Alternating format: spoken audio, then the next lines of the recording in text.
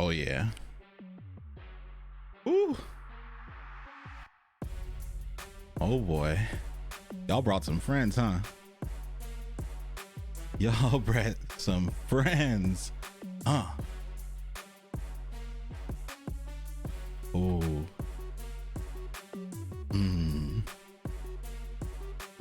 Mmm. Let's go.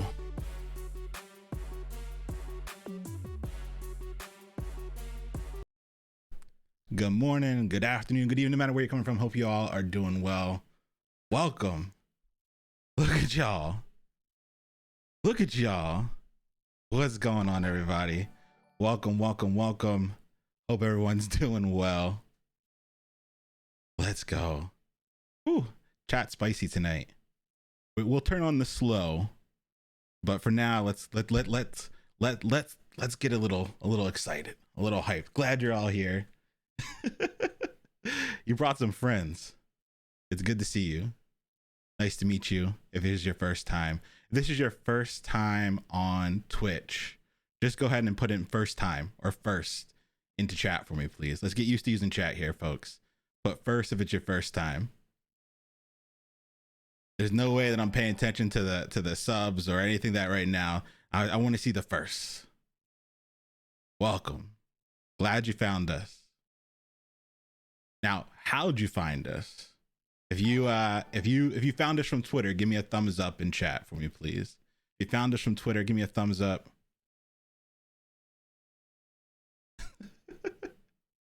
If you found us from Reddit, give us a thumbs up. Hey, we out here. We ain't outside, but we live. We ain't outside, but we live. What's going on, everybody? We got a lot of fun stuff to get to tonight. This is day one of a 30-week software engineering boot camp, and we got a lot on the plate. This evening, we're going to take some time to get to know each other a little bit. We're going to take some time to get to understand the opportunity that's in front of us. We're going to talk a little bit about what it means to become a software engineer, how you can actually do that. We're going to talk about how to actually learn. A lot of folks set on this path and they don't get to the end because they never actually learned how to learn. So that's where we're starting tonight. And then we're going to get to some basics of HTML. So we got a lot to get through. Now, if you are on Discord, which you all should be, ! Discord in chat if you're not on Discord, here's a question. And I always like to go live with a question. It enables me to get to know you a little bit, see where folks lean. And so the question today was, would you rather have every movie that you watch slowly transition into Shrek, or would you rather every song you listen to slowly transition into All Star by Smash Mouth?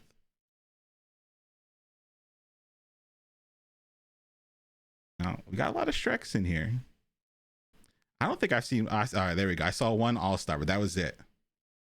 Smash Mouth be wild and recently. I don't know if you saw some of the stuff they've been getting into, but I think Shrek might be the safer bet here. All right, we're good.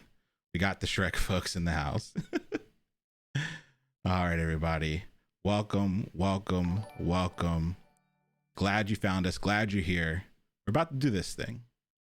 All right. So before we dive too deep into actually learning tonight, I want to take some time to explain why we're here, what we're doing, and hopefully that's what you signed up for.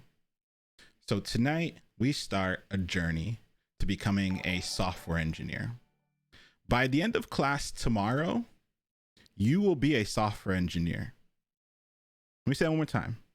You know what? I'm going to go Big Leon here. Let's get close. By the end of class on Thursday, let's say Thursday, class Thursday. By the end of class on Thursday, you will be a software engineer. You will all have written code. Now, there are some nerds in the bunch that are like, well, Leon, just writing code's not being a software engineer. knock it off. If you can write code, you understand the systems and tools behind the code that you're writing, and you conduct yourself as a professional, you're going to call yourself a software engineer. We're going to have some haters that are going to disagree with us, but fuck them.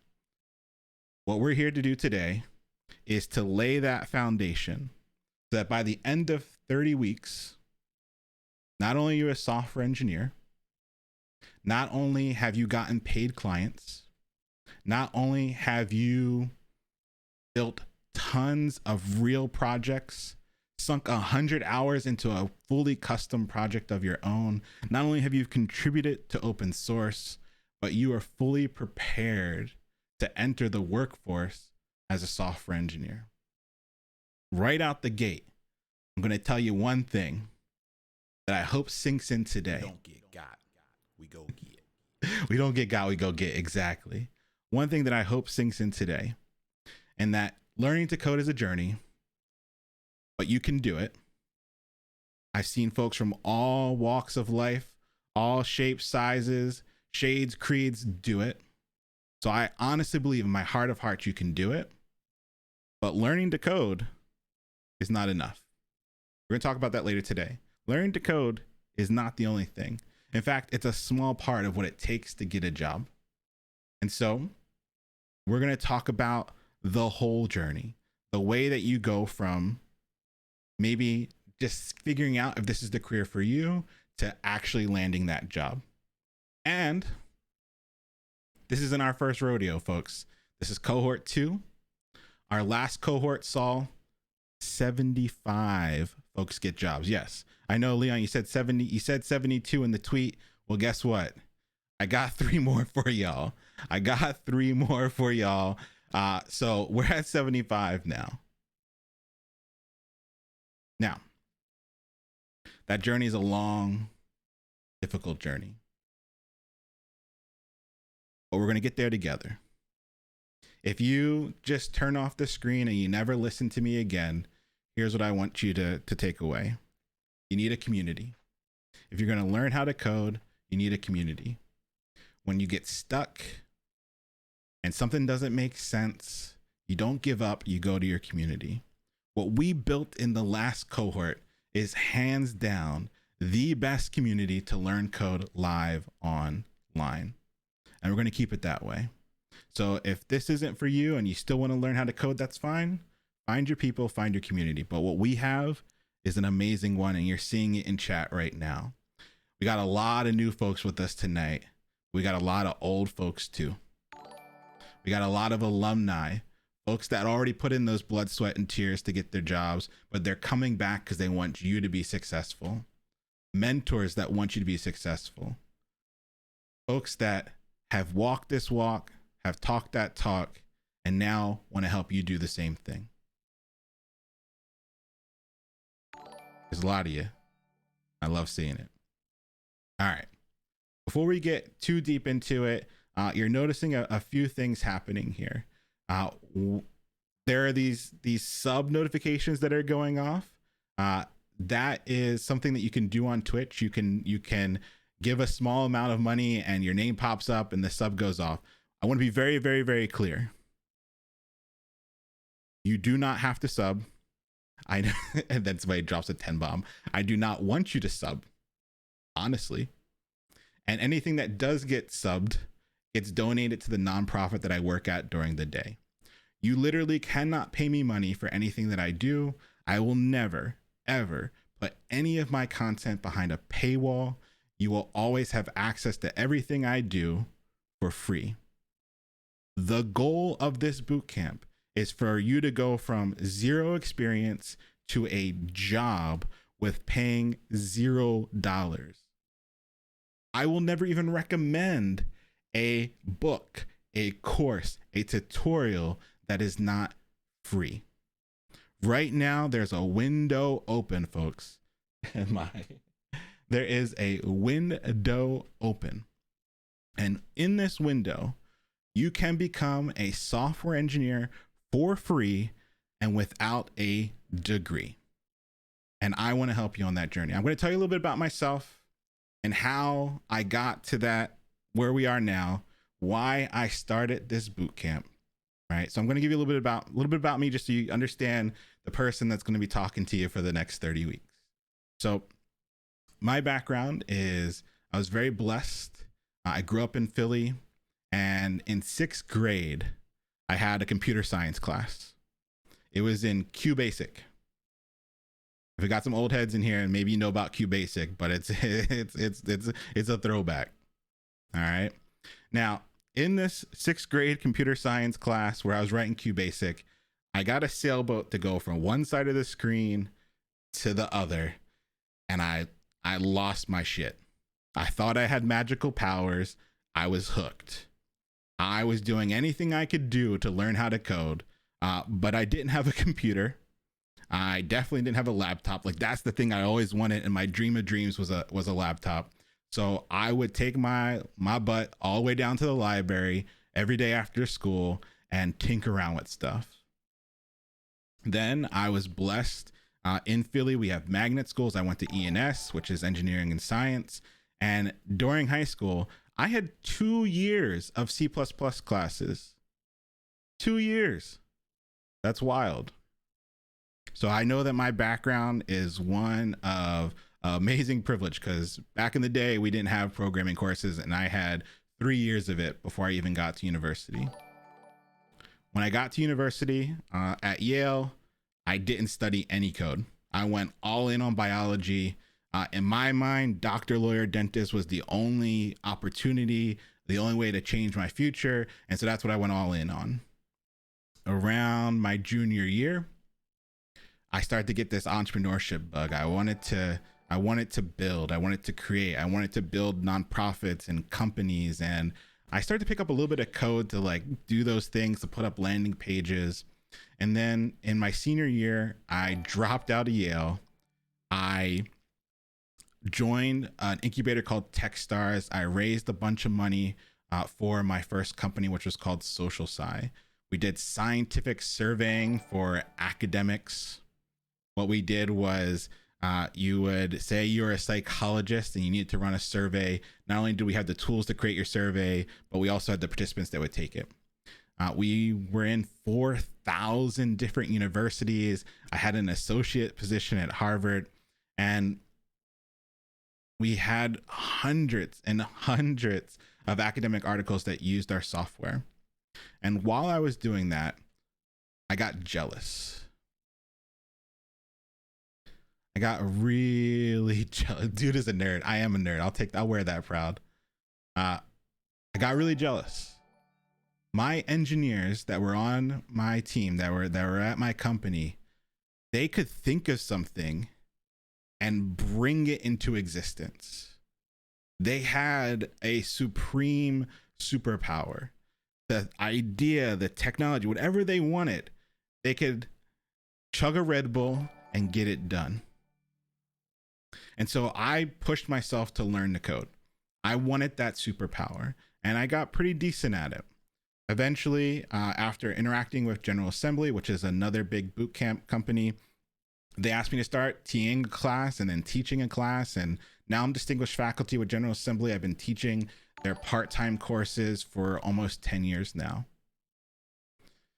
And about halfway in my journey at GA, I saw the power of what you could do. At GA, in 12 weeks, we were giving people those superpowers. And about 5 years ago, I wrapped up my company and I joined a nonprofit called Resilient Coders. So at Resilient Coders, we started in Boston. Boston has the second largest tech economy outside of Silicon Valley. Yet, when we looked in our communities of color, we saw double-digit unemployment rates. How do you have the second largest tech economy, but communities that have double-digit unemployment rates? It makes no sense, but there was a disconnect. The individuals that needed those jobs the most did not have the skills yet to obtain those jobs. And so that's what we do at RC. RC is a 20-week intensive boot camp for folks of color in the Boston, Philadelphia, and now Pittsburgh area. And in those 20 weeks, they get the skills they need to command amazing jobs. In the last year, 100% of our graduates have gone on to get amazing opportunities. We just sent 8 people to Amazon in the last year. We're sending individuals to FANGs, to amazing top tier startups. But what we're doing is we're showing that there is a way to take these skills, teach it to those that need them the most, and have their lives and their future change for the better. So when the pandemic hit, I'm not a doctor, I'm not a nurse, I can't gear up and go do something effective, but I have a skill that I think I'm somewhat decent at, and that's teaching people to code. So I started 100 devs. 100 devs was made so that folks that were hurting, that were in the feeling the pandemic, could get those skills that I've seen change other folks' lives and use it to change their own. Now, a year later, 75 jobs doesn't sound too bad, but it's not 100. This program's called 100 devs, and I want 100, not 75. I want 100. So we're doing it again. And that's why you're here. I didn't hit my goal yet. So we're doing it. We're doing another round. And there's one other thing I want to, while we're at this point of the story, there's one other thing I want to get to. Let's rewind a little bit back to when I was in university. When I was in university, I get a little choked up when I tell a story, so bear with me. When I was in university, I moved off campus, and there came a time when I was hungry. I didn't have money for food, and I didn't have a way of getting it quickly. And what I did was realize, you know what? I can make websites. So I got my ass on Craigslist. I made a post, and that same day, someone responded. They paid me a deposit, like actual monies, a deposit. And I skipped all the way to that grocery store. I skipped all the way there. I was happy as could be. Got myself enough pasta and pasta sauce to last me a small year. And that day changed my life.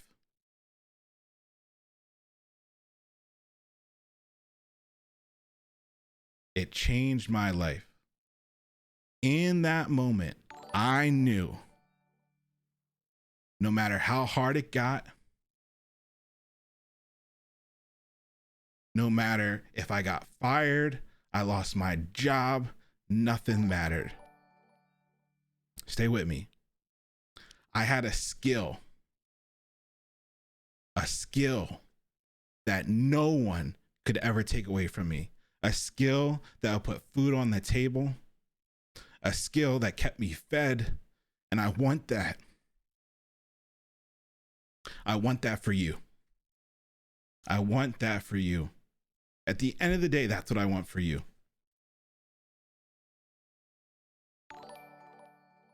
Now, there's a lot of you here, which means that we got a lot of applications that came through, and I read them. I'm not through them all. There's a lot of y'all. A lot of people showed up today. There's a lot of y'all, but I read them. And the stories that you shared, the things that you're going through are real. I see you, I hear you, and I'm going to work my ass off so that you feel the way that I feel about having that skill. That's why I'm here. I want you to go home today knowing that if you put in the work, you give me those 30 weeks, you won't just have a job, you'll have a skill that is yours, that you can tap whenever you need it to get the things that you need. That's why we're here. And it's not just me. There are literally hundreds of folks in this chat right now that have already done it that want you to be successful. There are thousands of us on Discord that want to help you get there. Mentors that are giving up their nights and weekends, alumni that are giving up their mornings and Saturdays because they want you to have the same thing that they unlocked. We don't get got. We go get. Exactly, Pam. We don't get got, we go get. So, I know it takes a little bit of trust. I know it takes a little bit of belief. But you don't have to believe me today. You don't have to believe me on class on Thursday, but give me a couple classes, and I think you'll start to believe that what we're talking about is real. Heck, you can go on our Discord and go into our celebrations channel and see all the folks, the jobs they got, the real salaries that they share, the clients that they were able to lock down. You don't have to take my word for it. But if you're not there yet, that's okay. I'm going to work hard to gain that trust. And I realize that, yes, the program is free. You will never pay me a dime. I don't want your money. There's nothing you can do to give me money. All these subs and donations, they get donated to Resilient Coders. And specifically, that goes into a fund, our emergency fund for mental health support. When folks need an emergency doctor or medication or things they can't afford, that's what that money goes towards. Just because a program is free in money doesn't mean it's free in time. I know that a lot of you that are here right now are giving up time with your family. You're giving up time from the ones that you love. Some of you right now are in the break room trying to hide as you watch on your phone. A couple of people wrote out about me about that, right? It's not just money, it's time. And I won't take that time for granted. You give me that time, you're going to walk away with skills.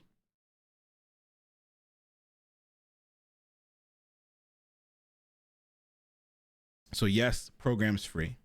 You'll never pay a dime.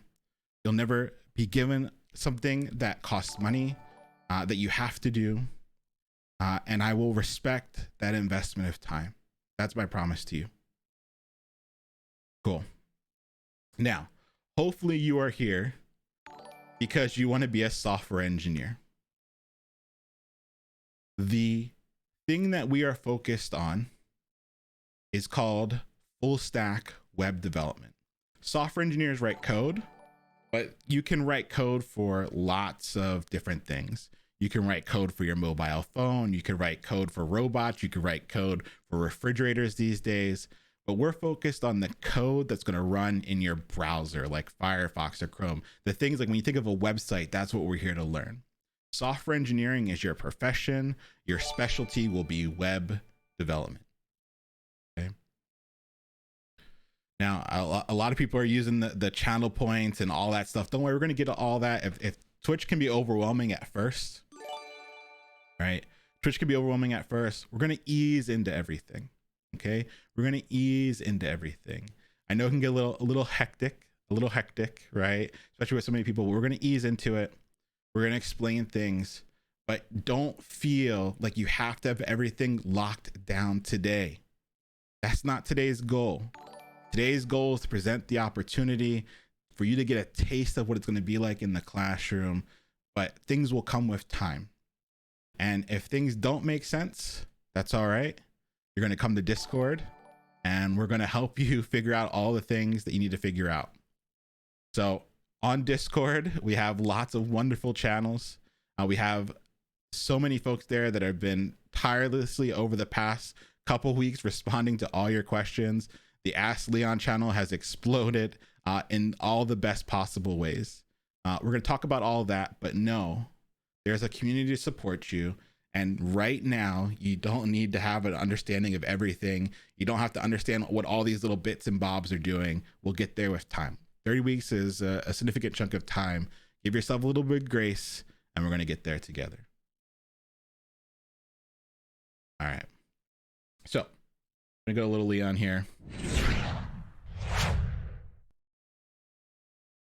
All right. Tonight, we're covering the basics. And we're going to start off by talking about software engineering as a career. Then we're going to move into the course, how it's structured, the things that'll be due, what is expected, all the things that you're going to need.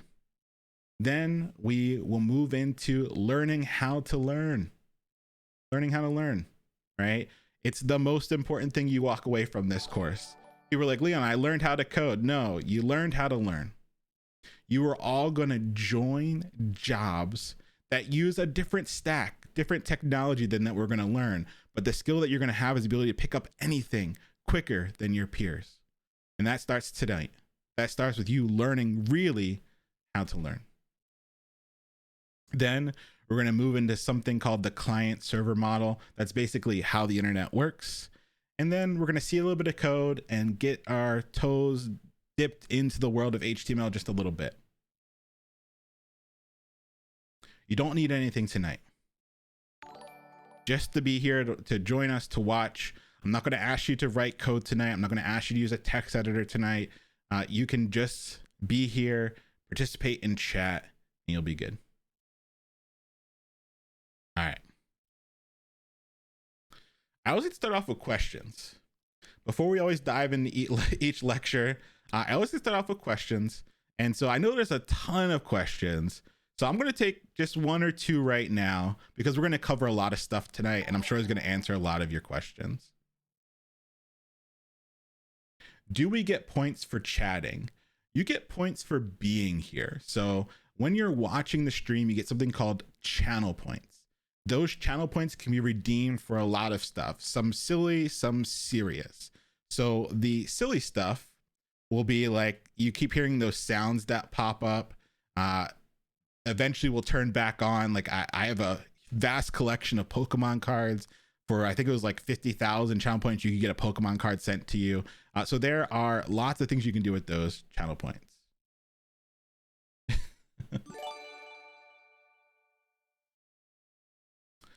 Will there be smaller groups? Yes. There's a lot of you here right now. That's too overwhelming for a lot of people. So we will, over the next week or so, be breaking up Discord into smaller groups. Location, affinity, things that will make it so you have your group of people to bond with and go through this experience together.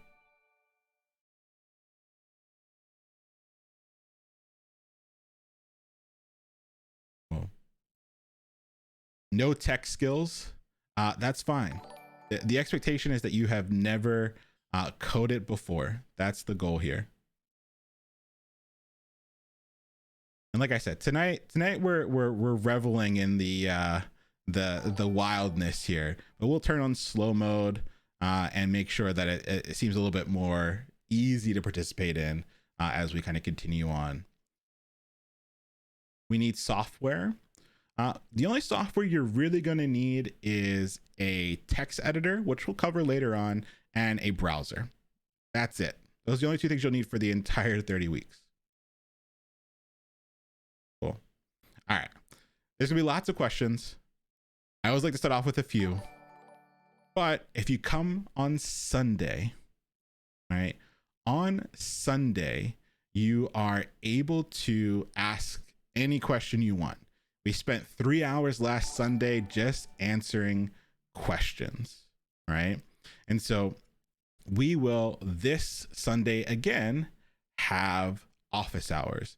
You can come, ask a bunch of questions, and it's just a question and answer session for the entire day. That's it. So we're going to definitely come through on Sunday. And if you have lots of questions, that's the time to come through and get those answered. All right. Now, let's see if we can turn down the sub alerts real quick. I'm going to mute the sound alerts just for now because I know that has to be a little overwhelming. There you go. Yeah. So the sound alerts are muted for now. I know tonight's the first class, and so people are... Okay, that didn't work, obviously. Let's see. What if I turn them all the way down? I think that should work. All right, we'll see if that does it. The idea here is that there's a lot of folks tonight. A lot of folks are showing out, splashing out. It'll chill down a little bit. All right. So we're all here to be software engineers. And there's good reason for why you might want to be a software engineer these days. right now, there is a gold rush of sorts that is happening. And everyone is flooding into this space of wanting to learn how to code. And that's okay. There's plenty of room for us, and we'll talk about that in a second. And the reason why it's becoming such a popular career choice is because it has a very high pay, right? Right now, the average is $92K a year. It is what we would say is one of the happiest careers, right? Did y'all hear that sound? Did that still go off for you? Yep. All right, hold on one second. Let's see. Give me 1 second here. Sound alerts turned off.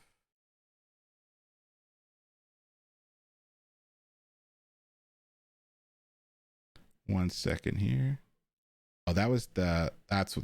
My bad. So that was sound alerts there. Give me 1 second here, folks.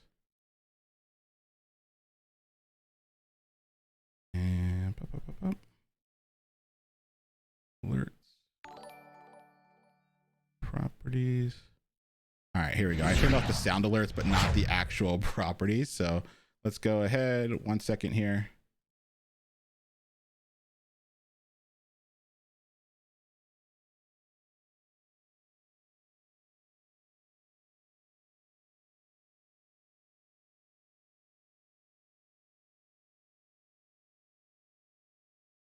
All right.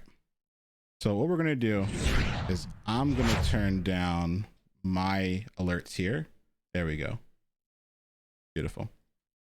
There we go. Should be back. We're good. So now you won't be able to hear the transitions or anything, but for next class, I'll have that figured out. I know it's just so many folks right now.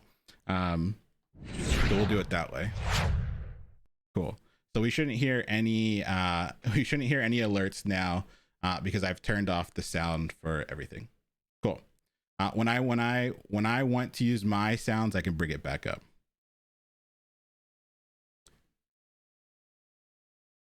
We can hear the transitions. All right. Well, that should be fine then. All right. Cool. So we are good. We don't hear the alerts. We hear the transitions. Beautiful. All right. So career in software engineering. Reason why a lot of folks are looking to move into software engineering, right, is the idea that it is a high paying job. 92K average right now for software engineers in the US.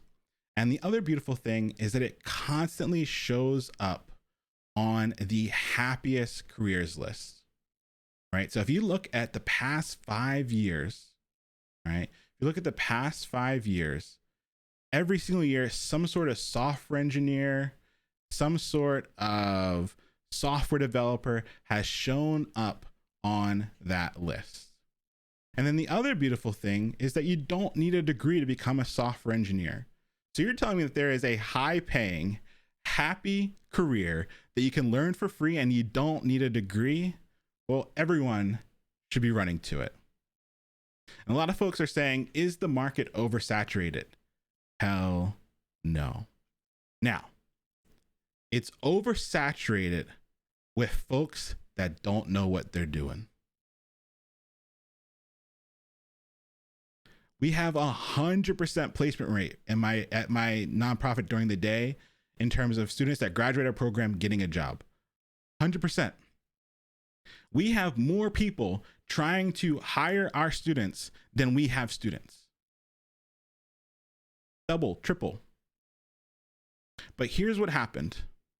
When people found out that there was a high paying, happy career that you could learn for free, didn't require a degree, that knew that right now they could get into it, we had a lot of these programs pop up.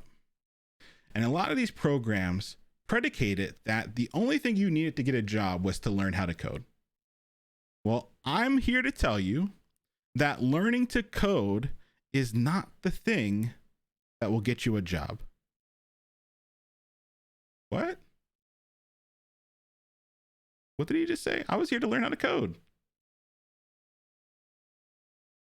Learning to code. Let me get big here, just so people don't get lost here. Learning to code will not get you the job. It's a small portion of it. It's a small portion of it, but it's not the only thing.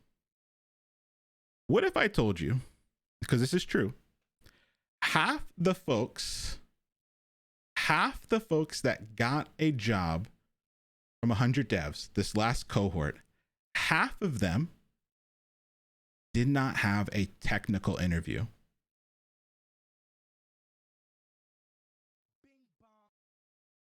Let me say it again. Half of the folks that got jobs did not have a technical interview. Bing bong.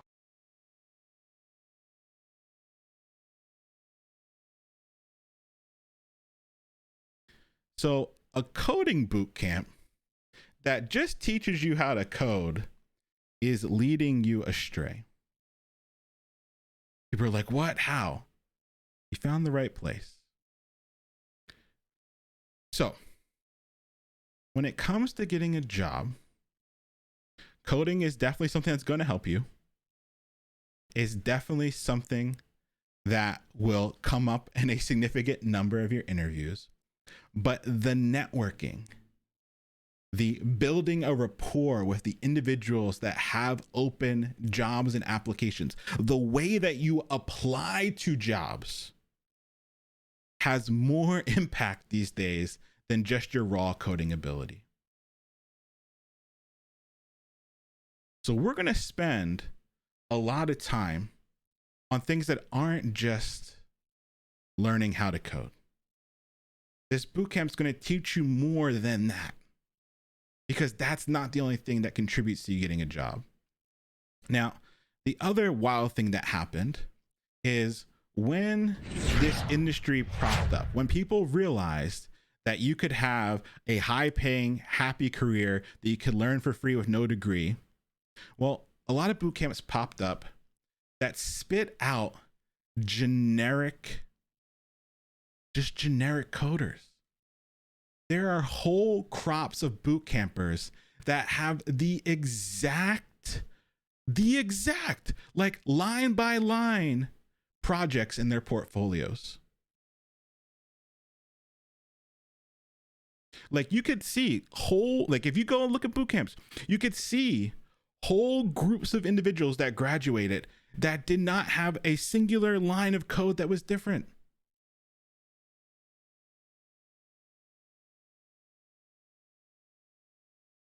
So no wonder people are saying, oh, it must be saturated or there's too many. No, there's a bunch of people that have no idea what they're doing, that have all the same projects, that have all the exact same experience, that haven't tailored their resume, that haven't put any work into networking, that haven't made connections in the industry, and they smell. They smell. They walk in the room. They can't even get in the room. How are you going to hate from outside the club? You can't even get in. They can't get in because they smell. There's a stench. A recruiter spends 6 seconds looking at your resume and they know it's all cap. They know you can't code. There's nothing. There's nothing on your resume, in your experience, on your LinkedIn that would lead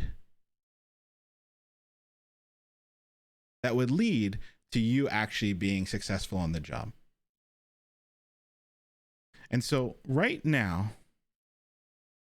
there's a window that's open. There is a window that is open where you can learn to code, learn how to network, learn the things that you need to differentiate yourself in the market, where you can get a high-paying, happy career that you can learn for free with no degree. But I have no idea how long that window will be open. Right now, the window is open for a couple of reasons. A lot of folks say, Leon, well, why aren't like CS grads taking all these jobs? Well,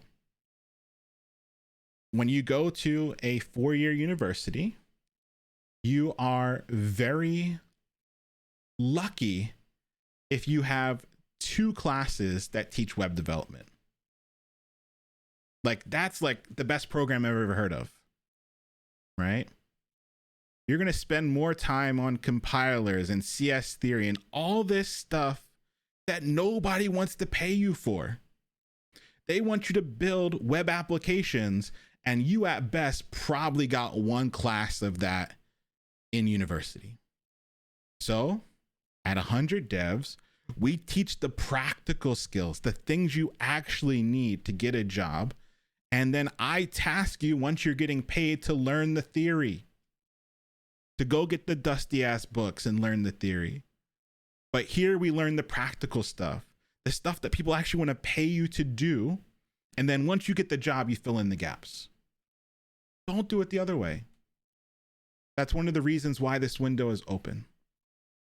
The other reason why this window is open is because right now you can learn 1 language that does it all.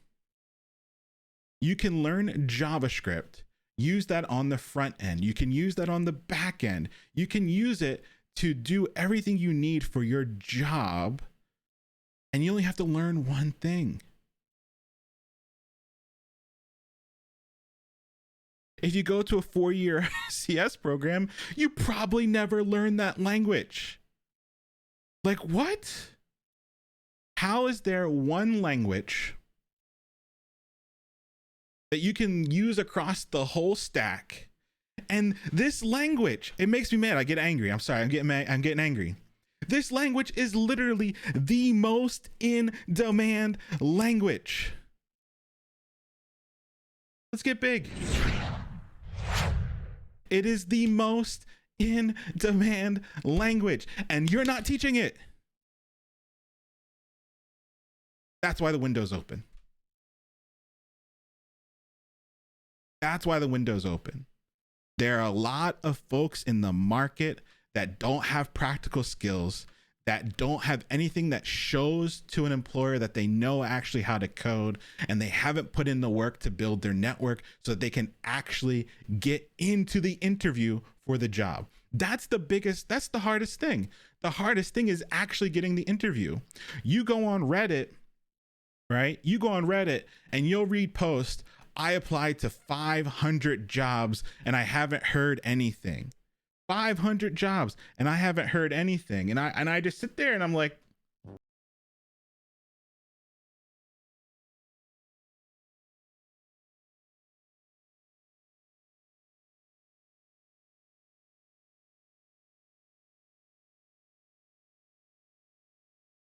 if you applied to 500 jobs and nobody got back to you, it's because you fucked up. You didn't do it right. You smell.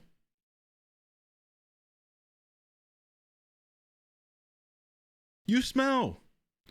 Your portfolio is busted. Your resume is busted. You don't have anything that shows to an employer that you actually know how to code. You got.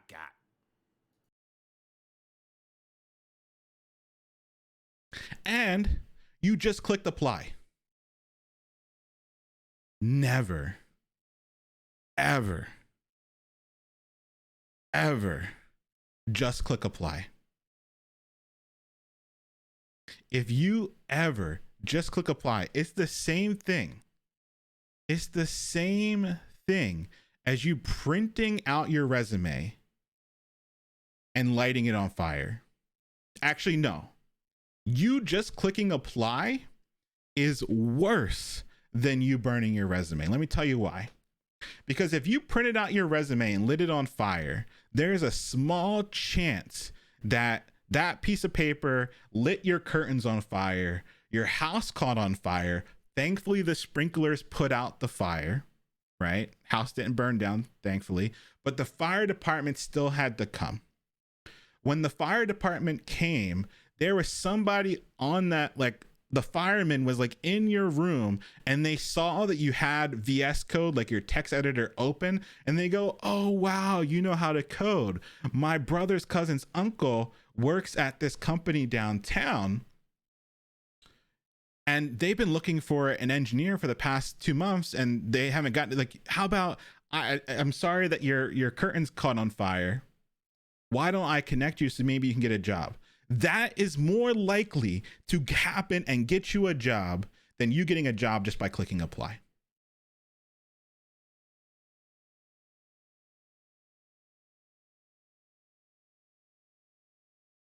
So there's a window that's open. There's a window that's open right now where you can get a high paying job that is the happiest job, like 5 years running, that will provide for yourself and your family. That right now there is a practical way for you to compete against individuals coming out of 4-year CS programs, where there's a practical way for you to learn the things that are actually in demand that companies actually want. And if you do it right, you can get a job. Now, you're saying, Leon, it sounds great, right? Sounds great, but why doesn't everyone do it? Why doesn't everyone do it? Well, here's the reason why not everyone does it. Learning to code and putting in all the other work that it takes to get the job takes a really long time. We call this the trough of sorrow. Many of folks have endeavored to become software engineers, and many of them have failed trying to cross the trough of sorrow. Here's where a lot of you are right now. You want to see where you're at right now? A lot of you are like right here. You're on Udemy Hill, right? You keep buying those Udemy courses. You swipe that credit card like, boom. You throw in the credit card at the screen. You're like, oh, look at me now. Just bought a Java course. Just bought a JavaScript course. Like Python course. Right? You never finished one. You bought a bunch of them, but you definitely didn't finish one. If you got more than 3 Udemy courses that you've never actually even started in your account right now, just give me a thumbs up in chat. You can just put up. You can put up or thumb. If you got at least 3 that you've never even started, put up. I got to put up too. We did this during office hours. I'm guilty. I got it too. Boom. There you go. I put my own up. So we got to stop and we got to ask ourselves, why do we keep buying all these courses that we're never going to do and haven't gotten us closer to our goal? And there's 2 big reasons. The first reason is it's very easy to spend money and feel like you've done something, right? It's a very low cognitive effort thing that makes you feel like you're taking a good step toward your goals, right? So a lot of people will over and over again spend money, right? Getting got because it feels good. They feel like you're working towards progress, right? The other reason why people do this is because some YouTuber told them to. Some YouTuber told you that you needed to buy the course to get the job. Some YouTuber told you that if you didn't spend that money, you weren't going to get the FANG job. Somebody told you that you could get a FANG job from their course. And unfortunately, you got. That's okay. Around here, we don't get got, we go get. So you found the right place. People are saying, what's FANG? FANG is like the big top tier companies. Talking about Facebook, Amazon, Apple, Netflix, Google, right? If you come to me, you say, Leon, I want to go work at a FANG. I don't know how to code. I've never coded in my life, but I want to work at FANG. Don't let me be the person that gets in the way of your dreams. But let me tell you a little bit what that sounds like. That sounds like to me, you know, Uncle Ray Ray that like comes around every once in a while and they tell you that story about how they almost played for the Yankees. That's what it kind of sounds like. They never played baseball a day in their life, but they come and they tell you that they're going to play for the Yankees, right? It's the same thing as you coming to me and saying, Leon, me and my dad tossed the football around. I'm going to go try out for the Eagles.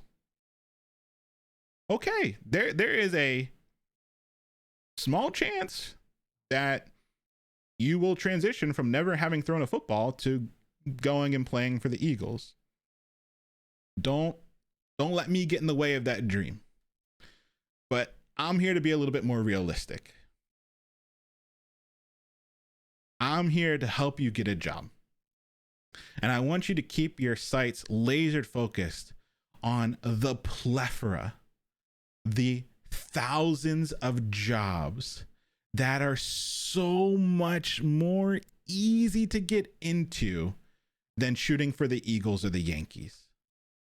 We can all go play in our rec league, and that's what I'm talking about. I want you to all join a rec league company. I want you to get paid good money. Be happy. Have time for the ones that you love and for your hobbies. And I want you to be able to do that within 30 weeks. So I'm not going to sell you on a dream. I'll leave that to the YouTuber you love to watch. I'm going to sell you on something that's realistic, that you can accomplish, that you can get done. And then once you are getting paid, you got that cheddar coming in, then study your ass off and go get that FANG job. And I'll be there to support you. I sent 10 people to FANG very recently. But let's get paid first. All right. So let's get back to this trough of sorrow. All of you are kind of like right here right now. And to make it through the trough of sorrow, you got to do a lot of stuff. You got to go through the muck. Very quickly, probably today, if not tomorrow or Thursday, you're going to find yourself kind of plummeting down Udemy Hill. And then you're going to have 20 weeks of being in the muck. And after those 20 weeks of in the muck, you're going to start to have some wiggles of false hope. These wiggles of false hope is when people like start responding to your emails for jobs, or when you get that first really big interview. This is going to happen to most of you. You're going to get a really great interview at a company that you'd be really excited to join. And you're going to go into the interview and it's not going to work out. That's just the truth. That's the wiggles of false hope. We tell individuals that they have to apply to 60 companies. 60. And we know already that we don't just click apply. These are 60 companies that we have networked our way into, where we're talking to a living, breathing human being at those companies. That's what I mean by 60 companies that we applied to. About 10 of those interviews are going to go horrendously wrong. Like slap their mama, throw up all over them bad. About 40 of them are going to go so-so, and about 10 of them are going to go amazing. Like, could not have gone better. You did everything. It just went well. Your best friends, you're going to their summer house the next weekend, like just amazingly well. And out of that, you'll get 2 offers. Step back here for a second, right? You're going to go through the muck of learning how to code, and then you're setting up for 60 real applications, not just clicking apply. All right. So that's why people don't go through it. It's daunting. It can be anxiety inducing. But remember what I said earlier. Today's not the day. You don't have to have all this figured out. We're going to give you the tools, the techniques, the tricks, the things that you need to make it through this trough of sorrow. And on the days that it feels the worst, you have a community to fall back on.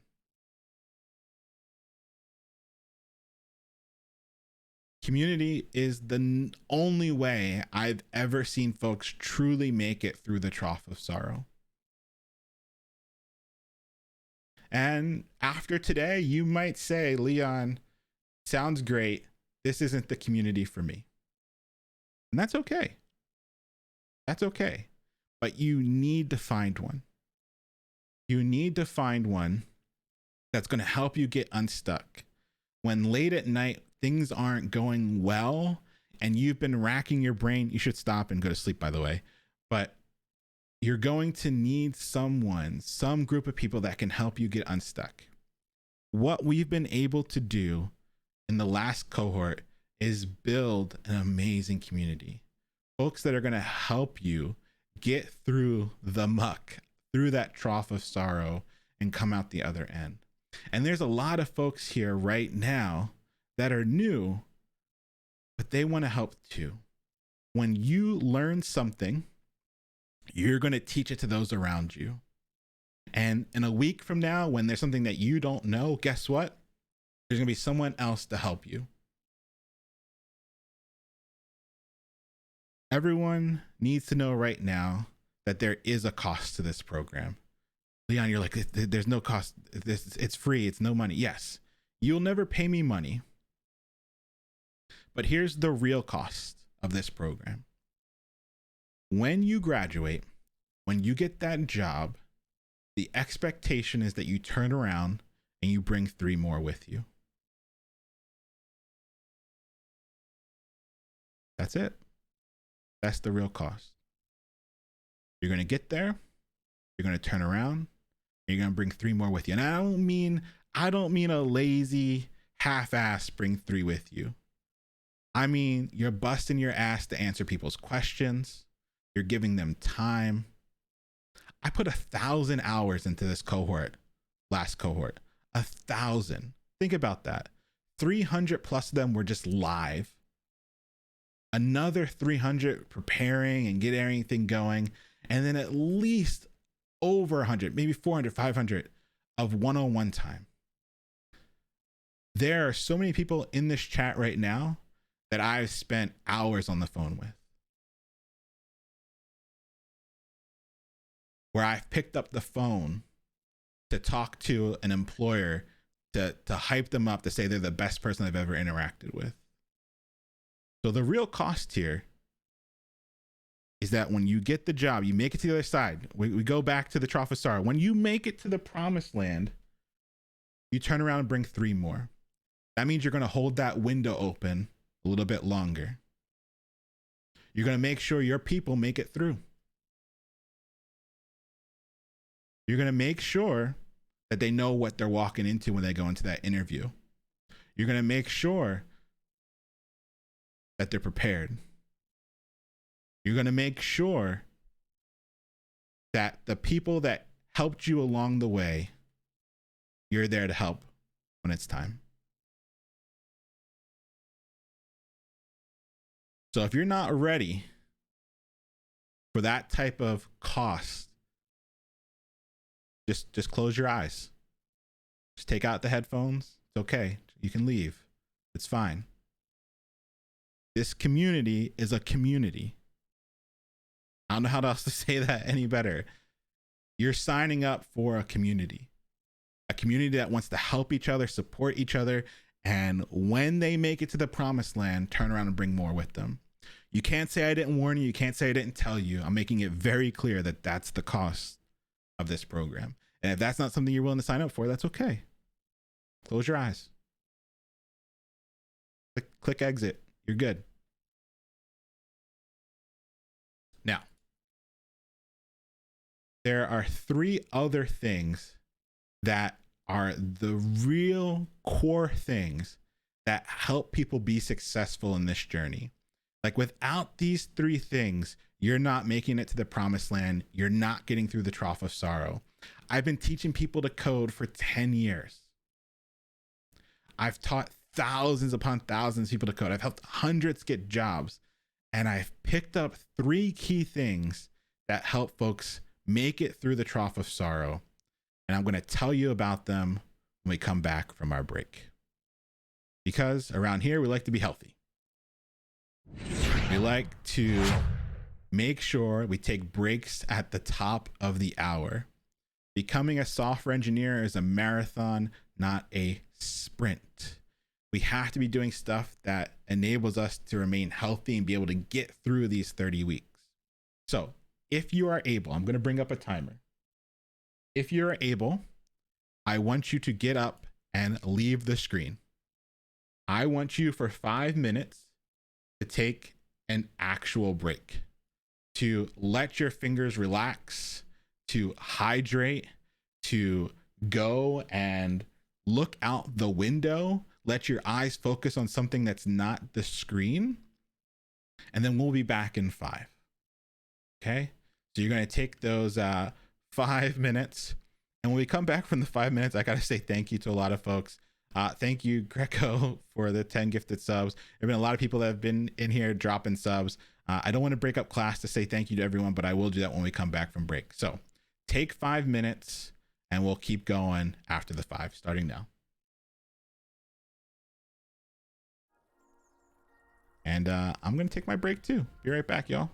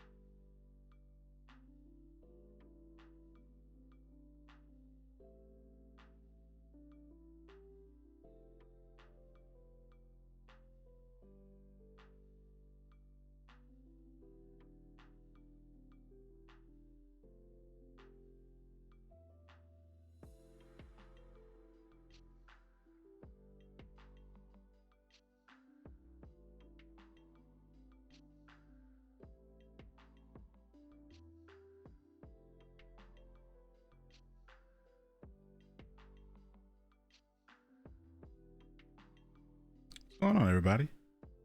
I won't go into any more like slides or anything. We'll just chill. What's going on, everybody?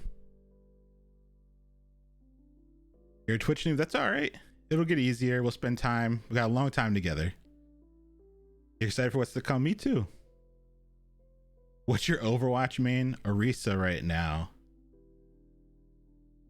Mainer service, it keeps cutting out. That's all right. The VODs will be available as soon as class is over. Any vets? There are a lot of veterans in this cohort. We're gonna have a special channel for y'all. Definitely something I'm super interested in supporting. Lots of amazing programs out there for veterans. I taught a Vets in Tech cohort at GA, which is Vets in Tech is the person that started Craigslist, created a support group for veterans and funds courses and stuff. It's pretty cool. How do you do your hair? That's always like the biggest. We're gonna do a whole class just on my hair prep. OGX products, Shea Moisture, kind of it.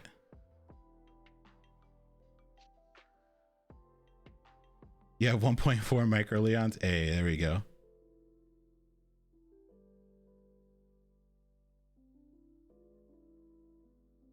Is class every day? No, it's every Tuesday and Thursday at 6:30 p.m. Eastern time. No worry, Jay.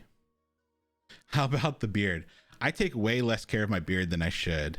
Definitely gets dried out too much. Do I need Twitter? Yes, but we're gonna talk about that when we come back. We got to get into the actual course and how it's gonna be set up, but we're gonna go over all that stuff, so don't worry.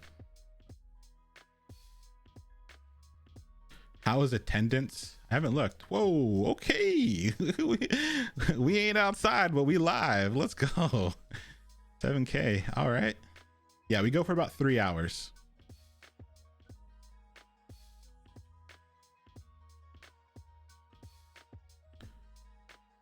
Are the cats in the background yours? No, they're not mine.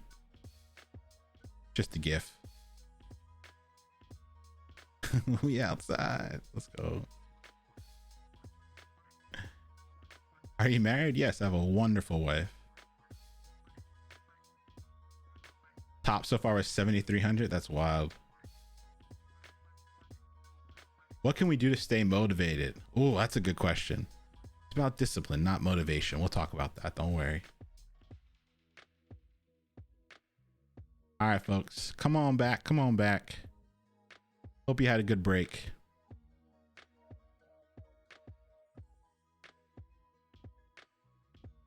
Let me make this a little bit smaller. Come on back, folks. Hope you're able to rest a little bit, hydrate a little bit. We had a lot of folks in here earlier with the subs. I just appreciate everyone for that. Let's go ahead and chill the music here a little bit so folks know to come back. We had Dye Solution with 20 gifted subs. Danny Thompson in the house with the 15 gifted subs. Thank you so much for being here. Deep Fried Penguin with the 10. Whew. I have to figure out another way to say thank you to everyone because it's a lot. I'll get better at it. This has been the most people we've definitely ever had in chat. So I promise I'll get better as we go through. And like I said, never ever feel like you have to do that. That all goes to the nonprofit I work at during the day. I know Spanish. I know a little bit, and I have been very much like taking lessons. So I have like a tutor. I've been meeting like twice a week with my tutor. I'm trying to get way better at it. My wife speaks Spanish. Cool. All right, folks, let's get into this again. Alrighty. So we talked about community being the goal, but I promised you that there were three things that my students that I've noticed over the years are very good at. That helps them, right? That helps them get through the trough of sorrow to learning how to code. All right. And those three things are managing frustration, being consistent, and taking care of yourself. Now, when I used to teach classes in Meet Space, right, where like students actually had to come into the classroom. Remember those days? That's wild. Students actually had to come into the classroom. Students would come in, they would sit down, and within like the first few minutes, I knew whether or not they were going to be successful.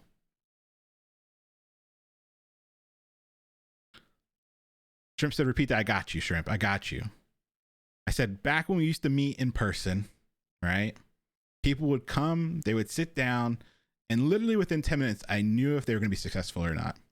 And I can tell you how I knew they were going to be successful. It was how they dealt with frustration. There are two types of individuals that are going to be on this journey. There are going to be some types of individuals that sit down to learn how to code and think that learning how to code or their lack of coding ability is a reflection of their intelligence, their IQ, all these things, which are absolutely not true. Your ability to code is a reflection of your ability to put in hard work, to sit reading dusty documentation for hours on end, to struggle and fail over and over and over again, and then ultimately come out the other side of the trough of sorrow. It has nothing to do with where you started. I have seen folks from all walks of life. I have had individuals that have been returning citizens and hadn't touched a keyboard in 5 years, to folks that were caregivers. It just does not matter. Learning to code is not about raw intelligence or IQ. Definitely those things can help, but it's more about how you deal with frustration. There was a very famous study that came out not too long ago that looked at when did individuals lose their ability to be fluent in a language. And for a while, folks thought that they lost their ability to become fluent in a language like in the teens, like early teenage years. And what they found out was people don't really lose the ability to become fluent in a language. They just get older. And when you get older, you lose the ability to manage your frustration. Because when you're a kid and someone says, go do this thing, go study, you do it, right?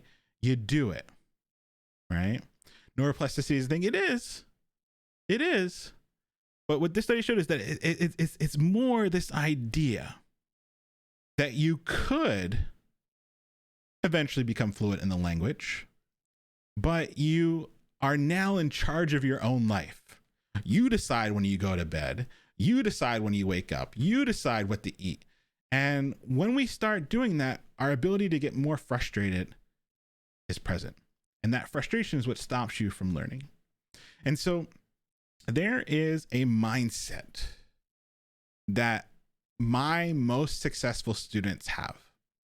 If you're asking me, like, who's the most successful? The most successful students I've had are the individuals that say, you know what? Whatever Leon said today, I did not get. And you know what? The stuff that Leon said yesterday, I didn't get that either. And the stuff a week ago is still not clicking, but I know tomorrow's my day. Tomorrow, this stuff will make sense. Tomorrow, I will have figured it out, and I will keep working until it does. Two different kinds of people. And it comes down to you managing your frustration. ADHD gang in the house. So for those that don't know, I have bipolar disorder, and I also have very severe attention issues.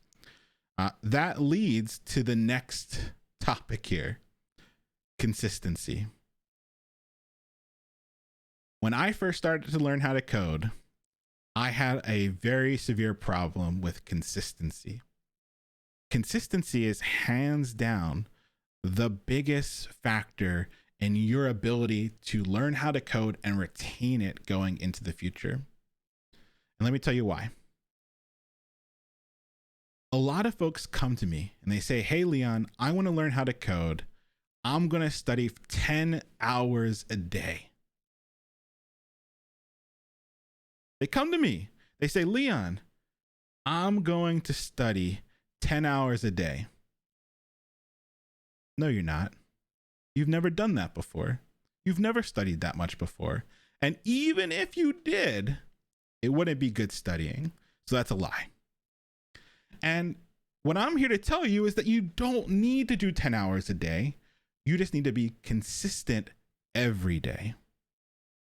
So class is about 6 hours a week on Tuesdays and Thursdays. And then outside of class, you should expect to spend about 10 to 14 hours, depending on how well the week goes. And the folks that mess up are the folks that say, I'm going to spend 10 hours on Saturday studying. Why do you think studying for 10 hours on Saturday is a bad idea? What do y'all think? They burn out, exactly. It's the weekend. I got shit to do. No, we outside, like, can't be spending our weekends doing that. Y'all goofy. Y'all silly. It's because you can't. It's too hard. But here's the real thing. Maybe some people can study those 10 hours, but next Saturday is actually the baby shower. And then 2 Saturdays from that, it's the parents are coming to town. And so you skip that one Saturday. And then after you skip that one Saturday, you're behind. And then once you're behind, you just stop. Right? So instead of chunking huge hours on time spans that you're probably not going to hit, we want to spread out our learning through a period every day and be consistent in that learning every day. 1 to 2 hours a day is plenty to get a job within the 30-week time span. All right. And that consistency every day actually has a scientific mechanism that we're going to explore in a few minutes. Right. So if you want to learn how to code, you got to learn to manage your frustration, which is something you can do. It's something you can practice, something you can exercise. You have to be consistent. You're committing to studying every day, not just 1 day a week, 1 to 2 hours. And I know that's a big ask for a lot of folks. For some folks, that's a huge ask. You got life, you got responsibilities, you got things you got to do. And so I respect the hell out of folks that can figure out those 1 to 2 hours a day. And then the last thing that I've seen on this list of 3 things that have helped my students be successful is the ability to take care of yourself.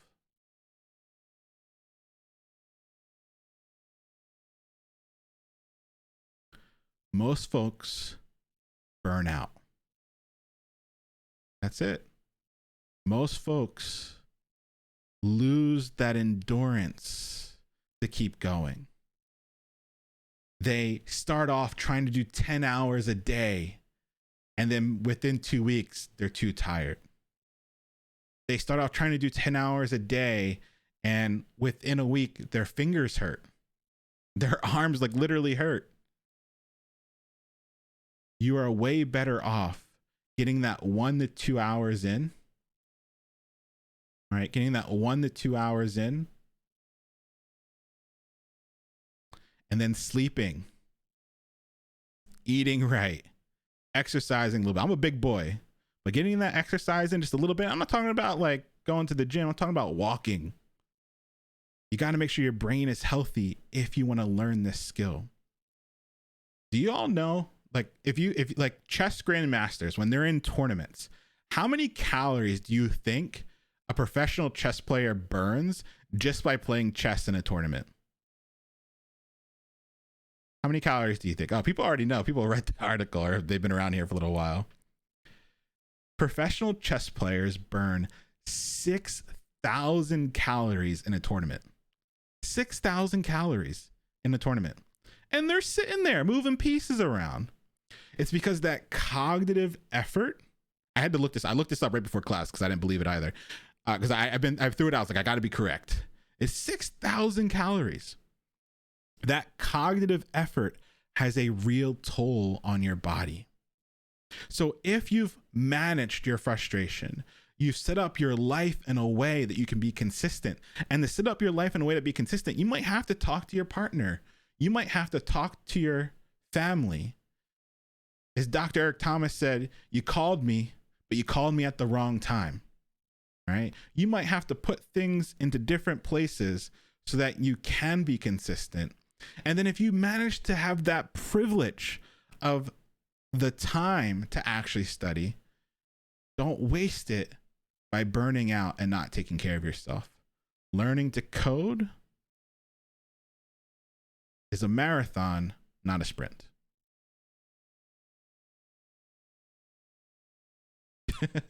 Princess Sparklebomb said, I believe that. I haven't done school in a decade and this class is wearing me out. It will.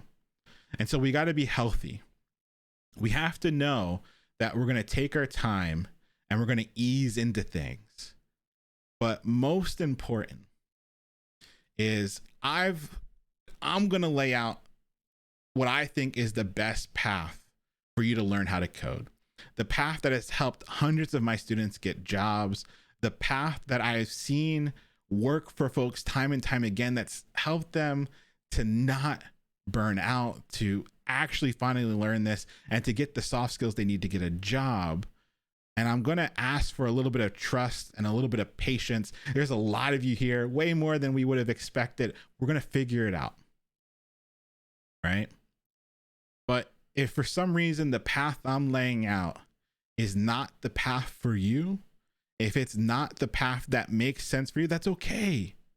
Don't let your dreams be dreams. Don't let some random dude on the internet stop you from doing what you want to do and accomplishing what you want to accomplish. Just do it. Just do it. Just do it. So just do it. Make your dreams come true. Just do it. All right. So let's talk about the course. We're doing this motion for the course, right? We're doing this motion for the course. Everything with time, right? You don't have to come in knowing how every little thing works. You don't have to come in with any coding experience. We're going to get there together and we're going to take our time. We're going to ease in over these first 3 weeks. None of this stuff is a hard requirement until we are 3 weeks in. So I'm about to say some stuff that I'm going to ask you to do, but none of that's a hard requirement until we make it, right? Until we make it three weeks in. Okay? Till we make it 3 weeks in, we're gonna go slow. We're gonna take our time. Okay. Now, the materials that you need for class, right? The materials that you need for your class are always going to be on Discord. If you're not in our Discord, you can do !Discord. And every day we have a channel called the Follow Along Materials channel. In that Follow Along Materials channel, you will find everything that you need for the day. There will be the slides that I'm using right now. There will be the link to check in. There will be motivational poems, things that are going to help you get through the class.